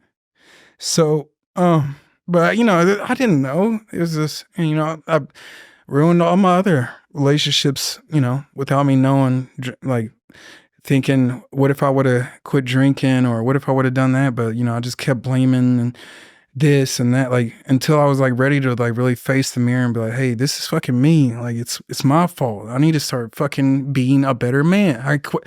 The moment I started doing that, I went vegan, fucking almost fuck me up. No, like for real, just not even gonna kill a chicken, huh? Like there's times like when you gotta fast for like doing an ayahuasca or ibogaine, like I get that cleansing stuff like that, but it destroyed me, and I found out the hard way. Like I was a recovering vegan, but then I saw Paul Saladino, and then I just was like, man, this is kind of true. And so me and my girlfriend started on that path and started drinking water. I'm like, damn, I'm actually feeling pretty good most of the days. Like I'm not coping with, like I was still drinking a little bit, but it was like getting like, oh shit, like I'm a human. Like, and I started getting taste of it. But God will show up in every crevice he can to perfect you. When you get that calling, he will start making you stand up straight. And I was going to battle with him. Like, and I just didn't know it. Like, I was battling him, before I even went, because like I was an atheist. I was like, there's no, because like when I did acid, like I had a fucked up trip, and I was asking for my savior the whole time, and he never showed up. So I was just like, fuck it, well, it's all me. And because I was raised very religious from my mom's like because my mom was like weirdly crazy religious, so I took that, and whenever she left, I was like this weird crazy religious, and I was like, where'd she go? And I still have this love of Jesus that like, where the fuck, my love of Jesus was my mom, and now it's manipulated, and like I was just like, fuck this. And so I just kind of like, and my dad was like, I maybe heard him pray one time in my entire life whenever we were on top of a mountain when our horses got stuck. We had to like fucking all night 10 miles to the top of a fucking hill. I think I was like 6 years old, and like it was the worst fucking storm, and we're in New Mexico, and me and my dad were cowboying out there, and our truck got stuck at the bottom of a fucking mountain, and our horses were tied up on the top, and he was like, dude, we can't leave them. So we trekked fucking 10 miles in the middle of a fucking night, storming, lightning, and like it was hypothermia like weather, and our tent was covered in water, like flooded, horses fucking crazy. Anyways, I was like shivering and shaking, and he didn't know if we were gonna live. Like we were fucked up that day, and I just remember him kind of like praying over me, and we woke up the next morning, and that was the only time I ever heard him, because I think he has, he's still battling, realizing our parents are human too. Yeah, and you can't lead a horse to water, and that's it's an why era in our lives, right? From child to adult, we have that moment where you realize they're not heroes. Yeah, and they're winging it just like everybody else. Yeah, and that's why I give them grace. Like they'll find them. Like, all I can do is like through my actions, like because as a young man, like I would always like, hey, God's real. Like once I found him, like. And then my dad, like, I remember at one point he said to me, he's like, when the fuck do you become Christian? And that struck something in me. Or like, when the fuck do you want to be like Jesus now? I'm like, because I wasn't like living right at the time. And when he said that, like him not being religious, like, because I was like coming into, I'm like, what the fuck? That really like stuck something in me, in my soul, like made you question it. Yeah, and so like there's these little things that you'll pick up. I mean, from my spiritual like path is just like, I don't know. It's just, you talked about Buddha. You talked about Christian. Do you subscribe to a specific? No, I denomination? To love, to authenticity, to transcending levels of consciousness, like by being present in the moment, by like, you know, by whenever I started studying Buddhism and like I've gone deep, like my ancient aliens, ancient apocalypse, like Nag Hammadi, like Dead Sea Scrolls, like I go kind of deep to where like Gnostic and Jesus, like Bob Peck, he's a filmmaker. He graduated from UT. He's got a book called Original Sin is a Lie. And he kind of like, the whole book is about kind of taking Hindu, Buddha, the dogmas of like, you know, spiritual, you know, religious, what's going on in the world right now, and boiling it all down to one message of like love one another, like peace with one another, like fucking accept one another. And that book like found me at the most perfect time, because I was already like studying Buddhism, and then I started studying the Tao, because like once I was like, oh, because it's all these techniques, breathing, stilling my mind. Be still and know that I am God. That's in the Bible. Be still and know that I am God. And that's something that I would meditate on. And I would open up my prayers to, hey, Jesus, still my mind. Like I would have like a Buddhist, Christian, Hindu effect, and I would Om at the same time. And like, so it's all like, there's no, to me, if you can pinpoint God, cool. I can't. I'm still trying to every day. And that's my spiritual path. And I love it because he's magical. He's benevolent, he's everywhere, he's, you know, he's right in between us, like, you know, he's here constantly, and it's but he's not in fear and guilt and shame. Those are all the enemy, and that's all the traumas and the shit that we've created. And that's what Buddhism and the Tao and meditation will teach you, is that you take a step back and within your own mind, and you become an observer, and you become mindful. And dude, that's just kind of like, be still and know that I'm God, and like the kingdom of heaven is within you. And so if you got to go within to find the kingdom with heaven, like maybe you should act right. Maybe you should start thinking right. What if these were the eyes of God? What would God want to see? What would God want to say? What if these were his lips? And that's when you like, shit, if I'm going to be Christian, I want to be like Jesus, so I better start talking, walking. And so it will straighten you up if you really call yourself a Christian or spiritual, like if you represent Buddha or Hindu, or like if you represent your religion, which most religions to me love one another, help one another. It doesn't say go fucking kill. And to me, that's what man has manipulated the Bible since the Nag Hammadi script. Like, you know, anyways, it's just been manipulated like since the beginning of time, to where the real message is getting, you know, fucked up and, you know, stepped on. And anyways, so I'm just a keep it simple, stupid, because that's what I'm doing, is finding out like the more I keep a simple life, like I keep my thought, like I don't go something like I don't play video games or like indulge in like fucking negative music as much anymore. Like I'm usually like on Brainwaves app, like listen to classical music or like binaural beats, and like listening to books or podcasts. And this is like, you will start like, damn, like what was I doing my whole life? Like I was just misery. Like you said, I was addicted to misery, and it loved my own miserable company. So yeah, man, I think regardless of what you pick, if it's religion, a specific religion, I think we all need to put in intentional work for ourselves. That's what it is, intentional. If not every day, as often as possible, yeah. Right? Because if you ignore it, that shit just builds up, and that trauma builds up, and you getting shot in the face. I mean, going to combat, going overseas. Everybody's life acquires trauma at different rates. You know, I think us going over there obviously accelerates that rate for us. Yeah. But you've got to off gas, and we are kind of tricked or told to believe, or maybe it's society, I don't know, that suck it up. Yeah, like real men don't need to off gas, right? And it's bullshit. It is. It is. But you can either learn the hard way, the long way, or you can just accept it and be like, hey, I need to talk with somebody. I need to get therapy. I need to start working out. I need to start eating better. I need to quit fucking drinking. All the things you know you need to do, wake the fuck up and do it. Be a fucking man. And that's what it's going to take, is you to fucking grab your confidence and say, hey, I don't need to fucking do this anymore. And I can be... Why do you think it's so hard? Because you get lost in I think you just lost. Like I've never been.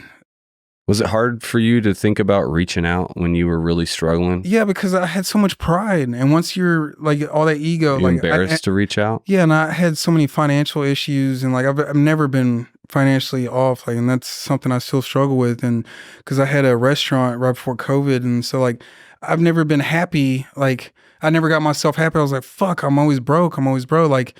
And then, like, anytime that I wasn't, like, broke, I'd get broke right again or, like, do something to fuck it up. And so it's just, like, I was just manifesting misery and pain. Like, and that's what it is. You'll stay in this trap of this prideful trap.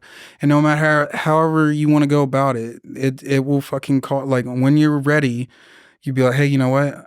I know if I drop this pride about whatever it is that's holding you back, like not talking to somebody, not working out, not eating right, like whatever it is, that prideful thing to you, it's going to eat you alive, or you're going to die miserable, like kind of like inside yourself, not being happy, or you go face that demon internally by meditating, breath work, hallucinogens, whatever medicines you need to like expose those things in a comfortable, like within, because that's where the kingdom of heaven is. That's where Jesus is going to find you. It's like we're not going to find God externally. You're going to find him between here, and that's where you're going to find heaven and hell. And so that's why it's so fucking hard, because you got both of those in there, and you got fucking, I know for me and my brother, it's just like you got fucking Marine killer, and then you got fucking, I love Jesus. Like I come to God, like, you get taste of that. And you see your family, and you see your brothers, and you see people doing good, and you want that, and you're like, oh, I got that hope. And then you're like, fuck, why am I not rich? Like, what's that movie, Hell or High Water? The first scene is like, two wars, where's my bailout? Or like, I fought in 2 wars, where's my bailout? Like, fucking, and that struck me. I was like, you know what?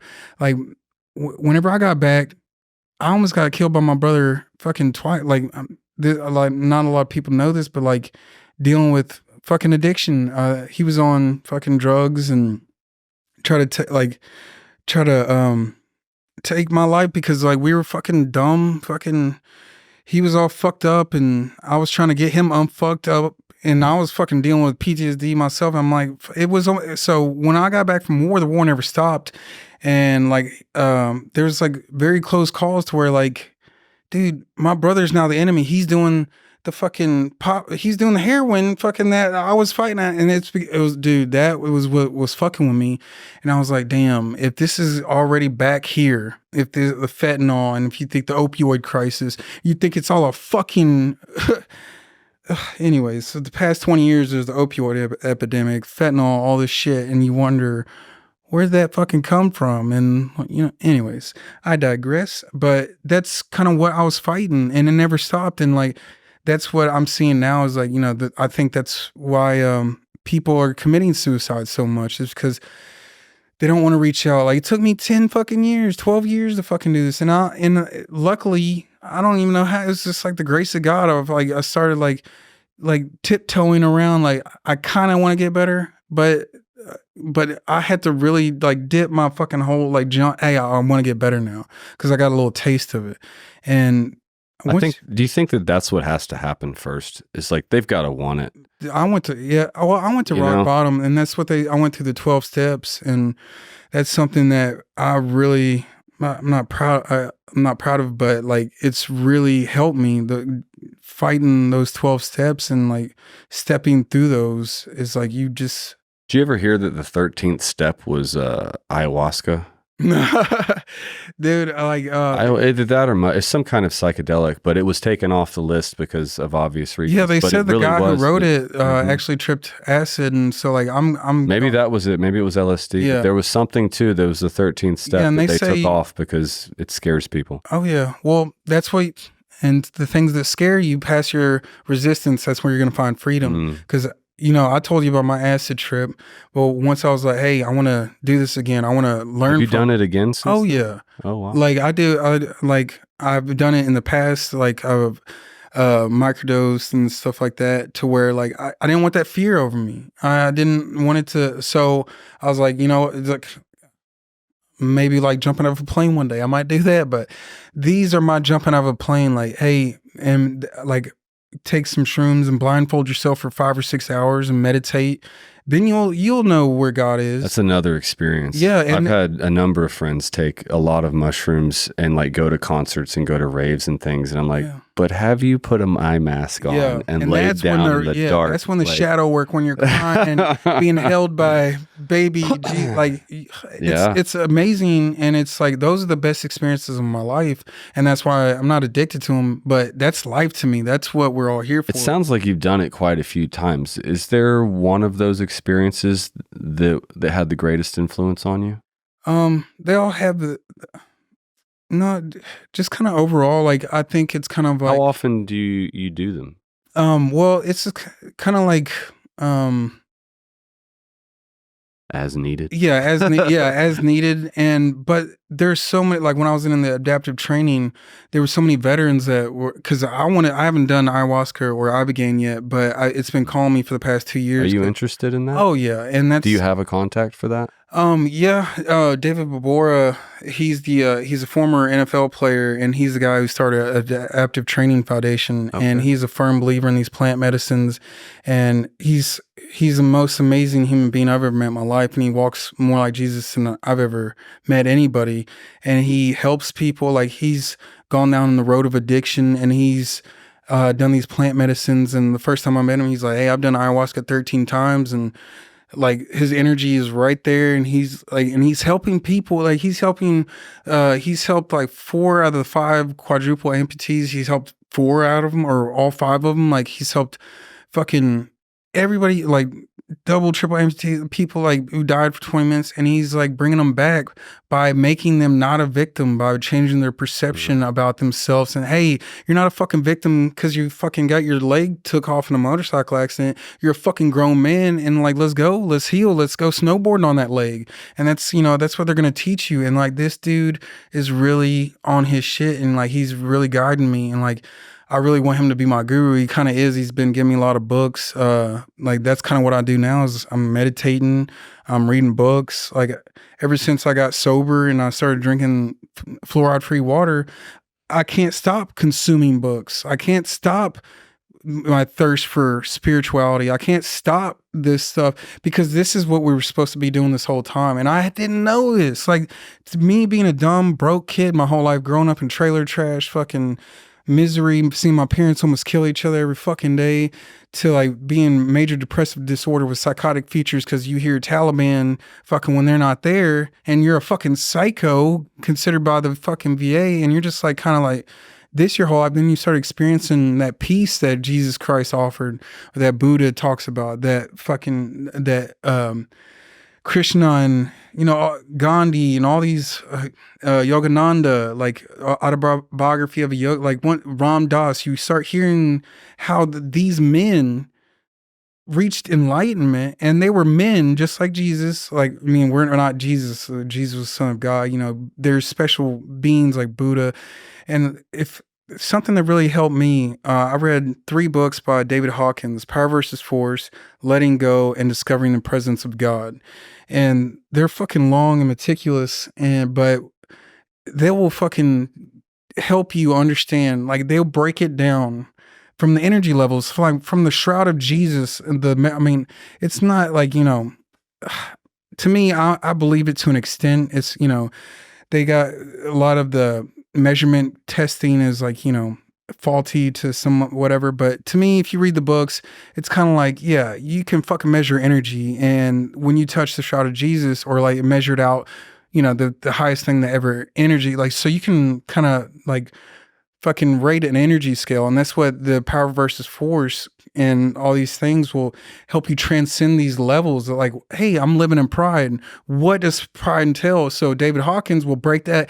This is what you need to do to get yourself out of pride, letting shit go. This is how you transcend pride. So I started reading all that shit and I'm like, oh shit, this is like, it was a blueprint of how to unfuck your mind pretty much. And that's kind of like all these religions are doing, like, hey, this is how you unfuck your mind. This is how you become closer to God. You sit in stillness, you talk with your brothers, you pray together, you eat right, you live off the land, you don't pollute your fucking homeland, you don't fucking go kill your enemy, you don't backstab. You live these basic organic principles that are taught to you from the Tao or from the beginning, or this is like our inherent, that is our warrior spirit, like the like how we come, like it's just, it's funny how every culture has a religion. Yeah. You know what I mean? Mm-hmm. Like they're in all some different, way, shape, or form. But anywhere around the world you go, or they tell stories, or like, and they often, star people, indigenous. Like they often overlap in a lot of ways. Yeah, and that's and once I started connecting, like I'm a big Joe Rogan fan, and like conspiracy theorist, and like once I started like, oh shit, I would go down these rabbit holes since I was like, I was before the Joe Rogan train. I was like a little 16-year-old kid, like. I just always loved like learning shit because I was just an actor, or like to me I was just always like preparing for like this fucking role. So I was always like, what the fuck is going on with this planet? What's going on? And I was a big Bob Marley fan by the age of 14. So I was always like, kind of groovy, kind of trying to get in, like, what the fuck is this life? Because I didn't like, my dad was like, he kind of let me off the leash. Like I was like a country dog. Like, man, you get back in, like, where the fence is, but you have your ass back here and you show up to school. He'd always say, you're gonna crawl with the snakes in the evening. You better fly with the eagles in the morning. And bro, anyway, but it's true. Like he'd get our ass up. Like if we were, doing some bad shit, he'd wake our ass up, crack of dawn, and make us go fucking bale hay and work our asses off to where we didn't want to party anymore. Like, or we just wanted to stay the fuck away from home. So like, I don't know, but yeah, it's all a weird. Where do you think the psychedelics overlapped with your religious enlightenment? Like how was there a synergistic experience there? Or? It started helping me understand that there was a shadow, like there was a veil, like there was something that it was my ego, my pride, my trauma, I wasn't stepping back inside of my own mind. And that's what like Untethered Soul, like David Bora just like sent me that book and I read that. And it's like, how you take a step back and instead of like impulsively reacting to things, like you're aware of it, you see it like almost in your mind's eye. You don't hold on to it, you just fucking let it go. And it's hard to fucking do. It's like capturing a moment, like, oh, why am I fucked up? Why the fuck am I fucked up? Let it go. But it's so hard to do that. But once you incorporate breath work, meditation, eating right, sleeping good, like it just becomes like, oh shit, I'm gonna wake up and praise God tomorrow. And by praising God, that means sometimes it's like walking, going, looking at the sun, enjoying nature. Like to me, the rat race of, go be a Hollywood star, go fucking this, go that. Man, I worked my whole life for my dad, Tom Bill. Like after the Marine Corps, I worked my ass off in the Marine Corps. So when I got retired, I was like, I'm gonna be retired for a little bit because my back was fucked up, and I'm like, all right, I need to rest a little bit. But I think there should be a if not mandatory, but intentional, like time to decompress. Yeah. They really don't give us that. Yeah. My last tour, I left Fallujah, and within about 36 hours from my last patrol, I was boots on ground, California. Yeah. And about 7 or 8 days, maybe 10 days after that, I was home out of the Marine Corps. Damn. That was it. Like, thanks for your service. Yeah. Take care. Here's your taps and tamps, whatever bullshit, like check out, which sucked, right? You got to go around, get all these signatures from everybody and make sure you've got all the crap that they've ever issued you, even though if you haven't seen it in 10 years. It's the worst. Yeah. And then just go home and it's like, fuck, what do I do now?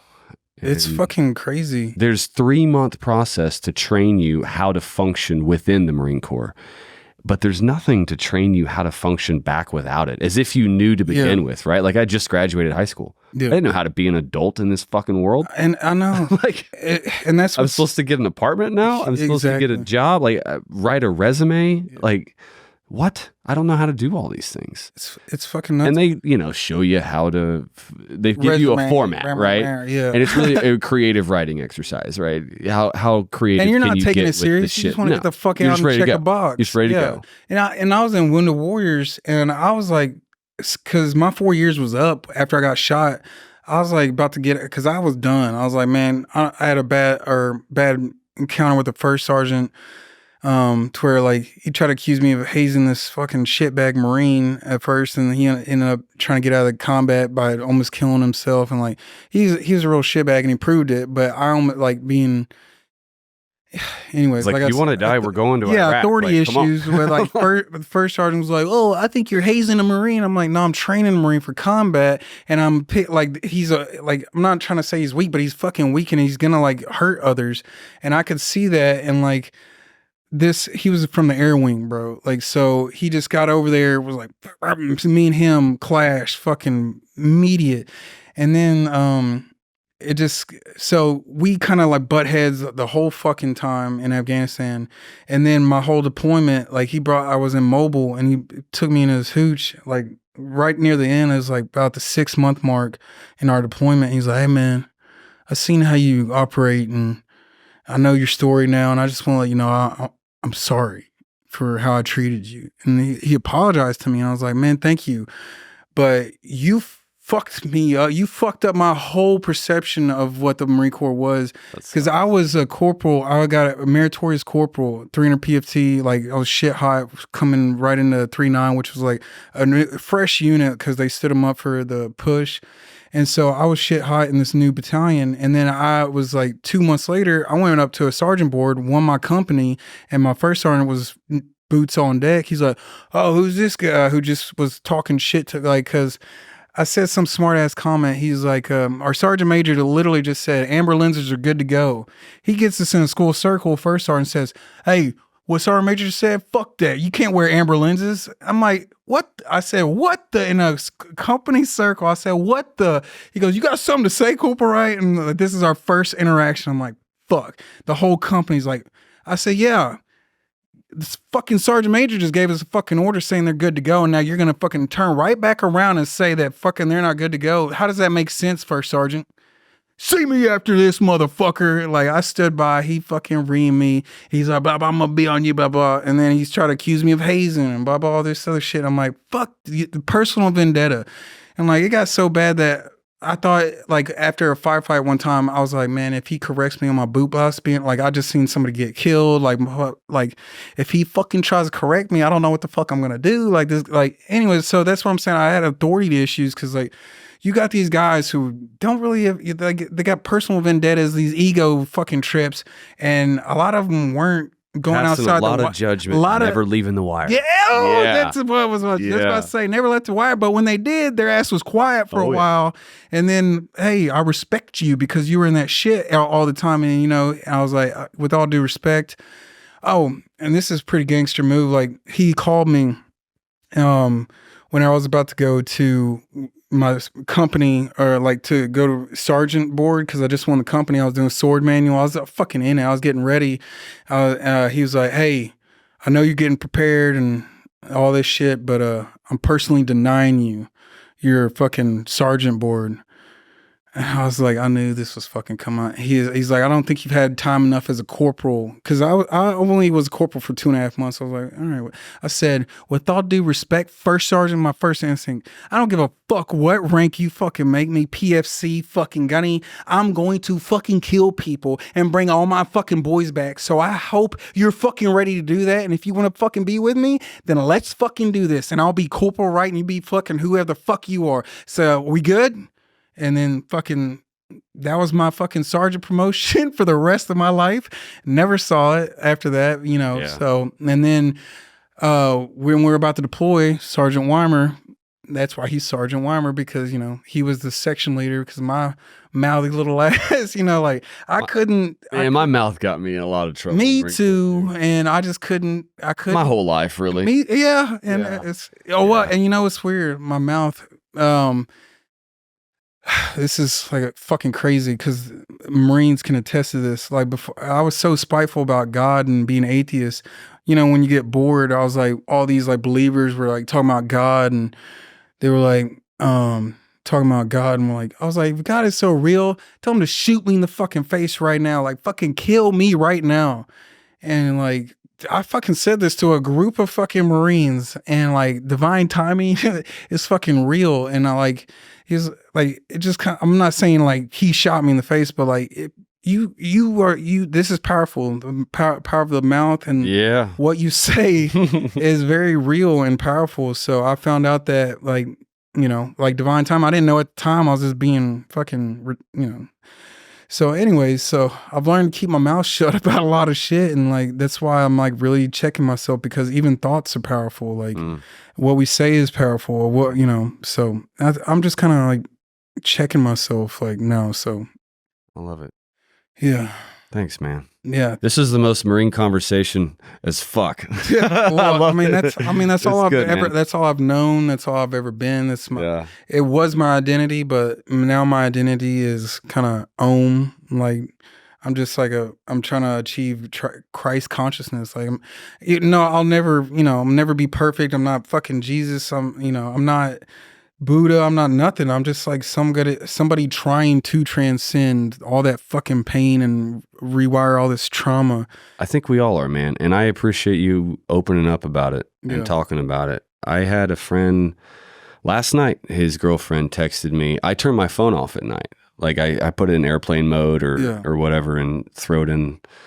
But I got a text when I turned it back on this morning that one of my best friends had taken off, took a 12 gauge. It was from his girlfriend. He said he's ready to check out. Yeah. She's like, "Are you awake?" It's rampant. And like for real. Like, I've been hearing it so much recently. I don't know what's going on, but like, that's why I'm like, I think I'm here for a reason to shake something up, because I'm so tired of sitting by idly. I want these plant medicines to get out. I want people to talk about it. I don't want people to stay in this pain and misery. Yeah. If you fucking got a problem with alcohol, or you got a problem with depression, fucking acknowledge it, fucking act on it, and fucking surrender to it, and drop that pride. And that's my biggest message, is pride. And once you're willing to fucking say, hey, you know what? I need fucking help. And it's so hard for veterans to do. I know you keep beating that dead horse, like, well, fuck, just do it, man. And even old timers will be like, well, I needed that. Well, that ain't too bad, you know, like, and it's just kind of like you trickle it in, and then all of a sudden the water's fine. Like, you know, like, but that's what it is. Like, it all becomes like, hey, what are you? Who are you, buddy? And then you get to know them. Oh, we've been through some fucked up shit. Miserate. And then how are we getting past this? Because we don't like to dwell on that shit no more. And if you do, you just become like, oh, fucking Debbie Downer over here. Who wants that shit? I'm trying to live now. Yeah. Like, so you see like that, you'll understand energy levels. You'll be like, hey, this guy's living in anger or guilt or fear. This guy's living in fucking shame or apathy. And like, guess what? I've been there too, and I don't want anybody else there. And I think that's the most Christ thing we can do is, hey, if my brother has been there, I'm going to go wash the feet of my brother. Or if hopefully I can wash the feet of the Taliban one day. I want to be that peaceful of a human to transcend this fucking war, the perpetual war. So, I don't give a fuck with all the whatever's fucking going on in the world right now. Like,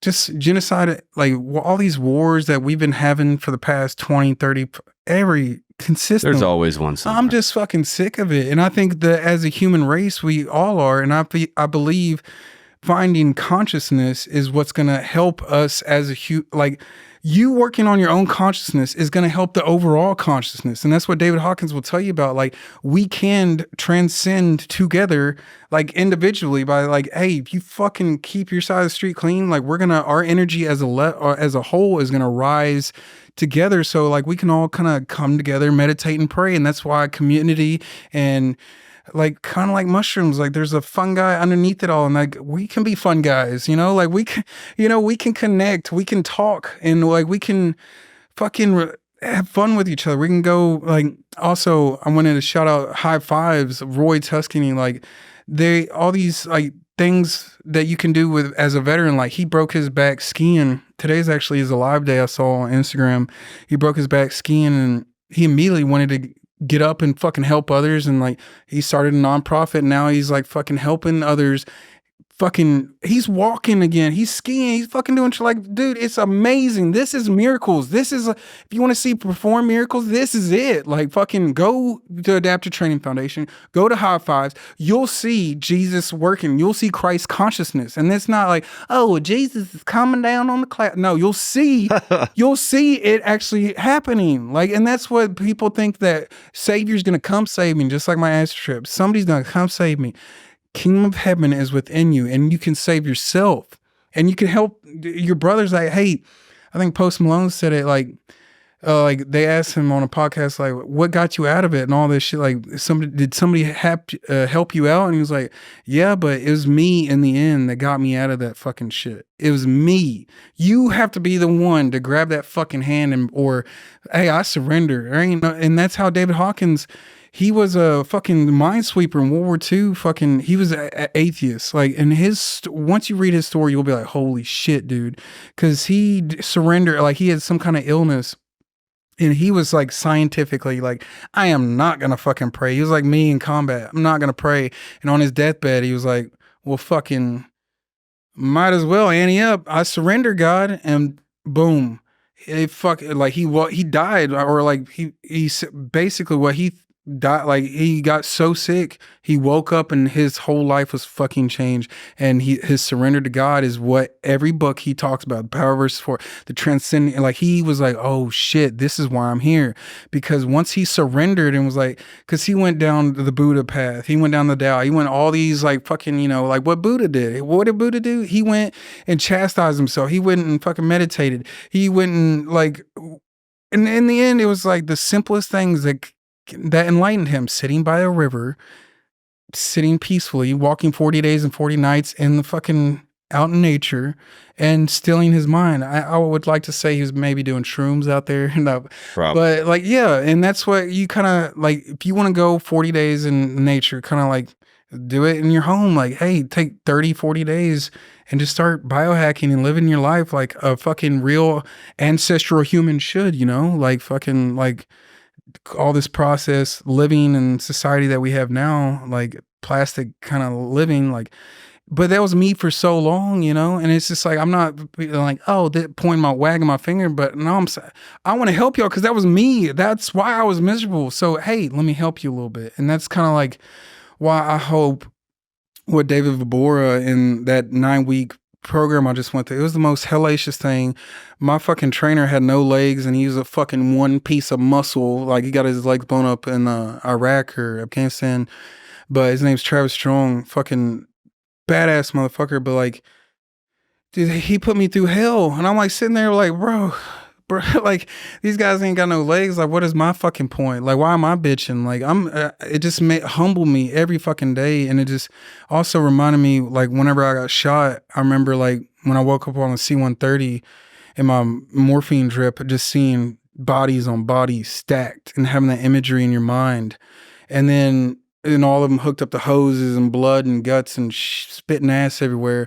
And you're just like, what the fuck am I in? Like a meat wagon? And like, and then you see like these men moving and healing like 10 years later. And to me, that was like, whoa, dude, like, I'm here now. This is my purpose. And like, I went through all that hell and that toxicity. And that's what the crazy thing is. I don't regret a god dang thing, because all that pain and the fucked up shit I went through, all the thing, it brought me right here. It brought me to sobriety. All that bad shit that I did, it brought me to here. It brought me to my surrender. So like, that's what you said. You can't lead a horse to water. Like, you got to be willing to, like, hey, I need to. Some of that grind, some of that struggle and suffering serves as perspective later. Yeah, it does. And it can be very useful in giving back if you can find that purpose in those people. But you got to think there's got to be effort made. You got to want it. You got to be willing to risk a little bit of pride. And that's what it is. And that's my biggest takeaway. Out. Especially with guys that have struggled too. Like he knows I've had a hard time too. He knows like almost all of us go through that phase and era in our life. But he was upset with her for telling me and reaching out. I was like, man, we're like in a friendly group chat where we're all like, hey, check in with each other. Hey, this saved my life, man. Make sure everybody's doing good. It saved my life. I swear to God, 2 years ago, my service dog died. And then a week later, my best friend since the second grade on Christmas Day died within a week of each other. He died where I had a wreck 10 years earlier. I missed the tree by that much, and I came out with barely a scratch, and he died. And to me, I'm talking about the same place that I had my fucking horrific crash where I flipped my car 11 times, and that's where I found God. And it's like he was some kind of possession. Like he was like, I got you, and I'm about to show you, and you're not going to understand. I thought I was possessed. That's what it was like. But it was like I was fighting a spiritual battle, trying to get my brother like fucking off of what he was on. And that's what it's going to entail in my movie and my story. Cause tell everybody about your movie and where they can find you and how they can keep up with what you're doing. Hopefully I'm still working on the script. That's one thing about me. I'm going to be got to tell this story like in my opinion, like I got to tell it perfectly, or I already have a lot of it in my mind's eye. Like I know divine, timing's going to happen, but I've been thinking about how I'm going to tell my story, and like that's kind of, I had to go through, like I had to transcend all the, like I had to go to that workout program to understand like, damn, I need to work on, So anyway, so I'm in a healing aspect where I've been doing a lot of acting. I did 2 or 3 movies last year. I did a SAG movie called Tonic. I have a little part where I punch a guy in the stomach, say like one line. But it's like I'm building and trying to get my name out there. I did a movie called... I watched Dance last night. I was a little disappointed. I was expecting you to come in with some beat shuffle, but you didn't dance. No, I was hell no. When I first saw this, I was like, this motherfucker's about to Channing Tatum some shit. It comes, and then I saw his like interpretive. I was like, oh God, please put some tights on. Oh no! Please put some. You didn't do it. No, it's good. It's funny. Like it was a good story. Like I mean, B22 Films. Like they're a couple out of Fort Worth, and they're making westerns and sci-fis, and so like they're kind of like lower budget right now, but it's still independent film, and like as an actor, you got to get what you can get. And so that was at a time to where I was like, I read the synopsis, I'm like, I don't have to act. This is me. What the fuck? Like, and it's the first time as an actor, I was like, I don't have to prepare. Like I'm ready. And like I think that's weird. Like with this business, like I think when you're ready to go, like it's kind of weird divine timing, like with acting. To me, that's why I kind of like surrender in this world too. Like I put it out there, I audition, and I let it go, because that's what was holding me back. I didn't have that confidence. Like I was like, oh, is it perfect? But then when I started like, hey, I know what I got. And then that's when I started like booking roles, and like, oh shit, like you're in it. Like, I started understanding like there's, this is. You ever read Green Lights by Matthew McConaughey? Oh yeah. That was like, great book. That was the first book I read after getting sober, and that like woke me back up. My girlfriend was like, or my ex was like, oh, you gotta read Green Lights. And I read it, and I was like, what the fuck? Like I just instantly, because I'm a huge Matthew McConaughey fan. Like I love him. And whenever I read that, I was like, fuck yeah, dude. So that was a big turning point in my life. Where can people follow you on social media or Keon, what you got? Keon_Joel. Oh yeah, and I got a Western coming out called Killing Jim Kelly. I play a bad guy. Nice. Got a documentary, the Operation Rock the Troops. And like I said, I want to, perform in any movies. I even do theater, Broadway, whatever. I'll let you know when we get funding for Vicarious. Hell yeah. Been waiting. I'm telling you, it's like those moments like that. That's what I'm waiting for. Like, and that's, I think those are that my patience will pay off in the end. So that's kind of what I'm doing right now, is like, I'm not even like on an act. Like I used to be so acting. And I want Oscars. Like my big goal was I'm going to have 3 Oscars by the time I was 33, because my lucky number is 3. Well, that rolled around. And then that popped my bubble. And then after that, unless you're open to gay lovers named Oscar, yeah, that's gonna happen. So I was like, "Fuck, man, I can't fucking do it, man." So I just popped that bubble. Like, I'm not chasing Hollywood's fame or Oscars. And then I found God and my spirituality. I'm like, maybe this is more important. Maybe this is what I've been missing. And so now I'm just like, I'm good if I don't act. I know it's going to come. I know my ability and I know like how I'm going to tell my story. Like, and I know like God is going to, I know I'm here for a reason. Like, I'm confident in that.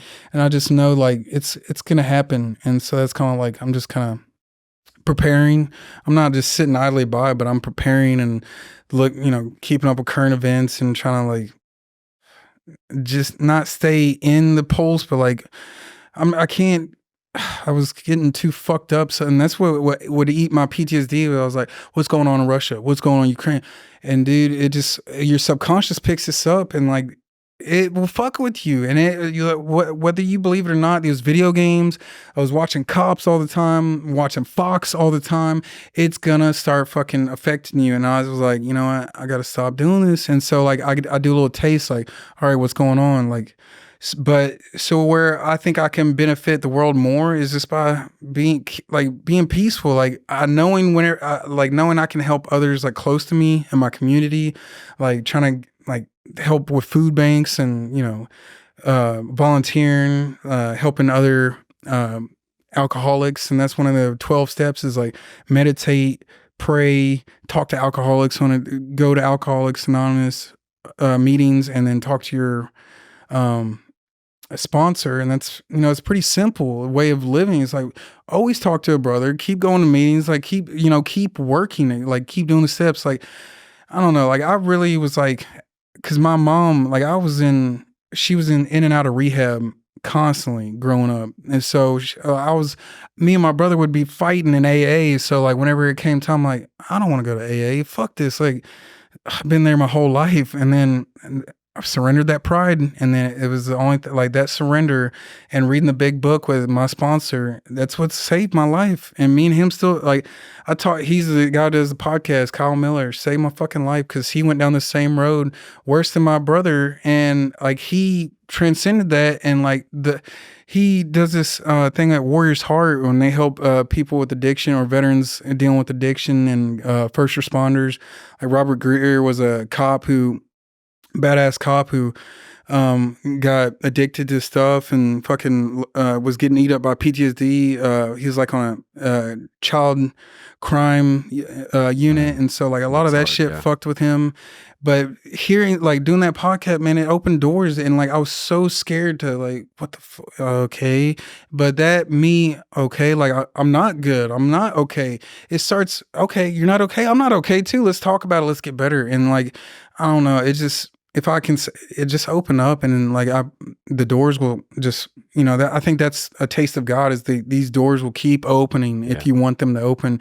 But our demons want us to keep these doors shut. So don't listen. They're uncomfortable. Oh yeah. They're hard to look at. They're hard to think about. Yeah. And they don't feel good. And I think you're right, man. I think we got to drop the pride, learn to reach out to our friends, and I think that's what hallucinogens do. Okay. They do. Like, they help bring up that down. fear, and like, but if you can do it in a controlled environment, like you said, like setting and tune in and really be conscious, like give it to God and surrender, like because you're gonna get fear, you're gonna get joy, you're gonna get ecstasy, you're gonna get guilt, but you're gonna be doing it with your ultimate creator, and you're gonna do it within here. And like that's what we're all doing is like constantly. So, and that it just kind of gives you like a fucking whop hop. That's why I said I don't as needed. Like, so when it's like, to me, it's I'm taking a little bit of God, and I respect it. And like, that's why it's a medicine. It's not recreational. Like my dumbass 19-year-old. I feel the same way, man. It's a ceremonial thing. And I don't take it to party. Yeah. Sometimes I'll microdose to work out or to focus or to do something. Yeah, it boosts your energy, like it helps your neuroplasticity. Like you feel it when you're spiraling a little bit. You're getting out, and I can't rein it back on my own, and it's just, and I start to feel like I'm going back down that path. Yeah. But now I have an answer. It gives you reality to like all of a sudden you'll start like a reset button. Yeah, like I'm starting to like nature more. I'm starting to stare at the sun more. Like, and this is kind of like, it's bringing us back to being, you know, human, because we're not really human. We're just kind of souls in these human suits for a while. So like, that was the last realization that I had, was that exact thing. Yeah. That I am a soul in a human suit. Yeah. And that's just the body. Yeah. It's like in non-duality, like there's nothing separating me and you. And like, we're all just, I saw this comedy skit last night. It's like, none of this fucking makes sense. Like, what the fuck? Like, you're molecules that understand that you're molecules, and like, you're fucking, you know, you're you and I'm me, but we're separated, but we're together, and there's no, like, it's weird. It's fucking wild. And we're all trying to figure it out. And I think that's what's so cool about God, is like, he helps you figure it out. So, you know. I love it, man. Thank you for coming in and talking to me. I think you're inspiring, and for opening up, man. I think a lot of guys are feeling exactly what we talked about today. And awesome, man. I look forward to following you and seeing how this goes. Well, thank you very much, sir. Yeah, buddy. Thanks for coming in. Thank you. Stay zero.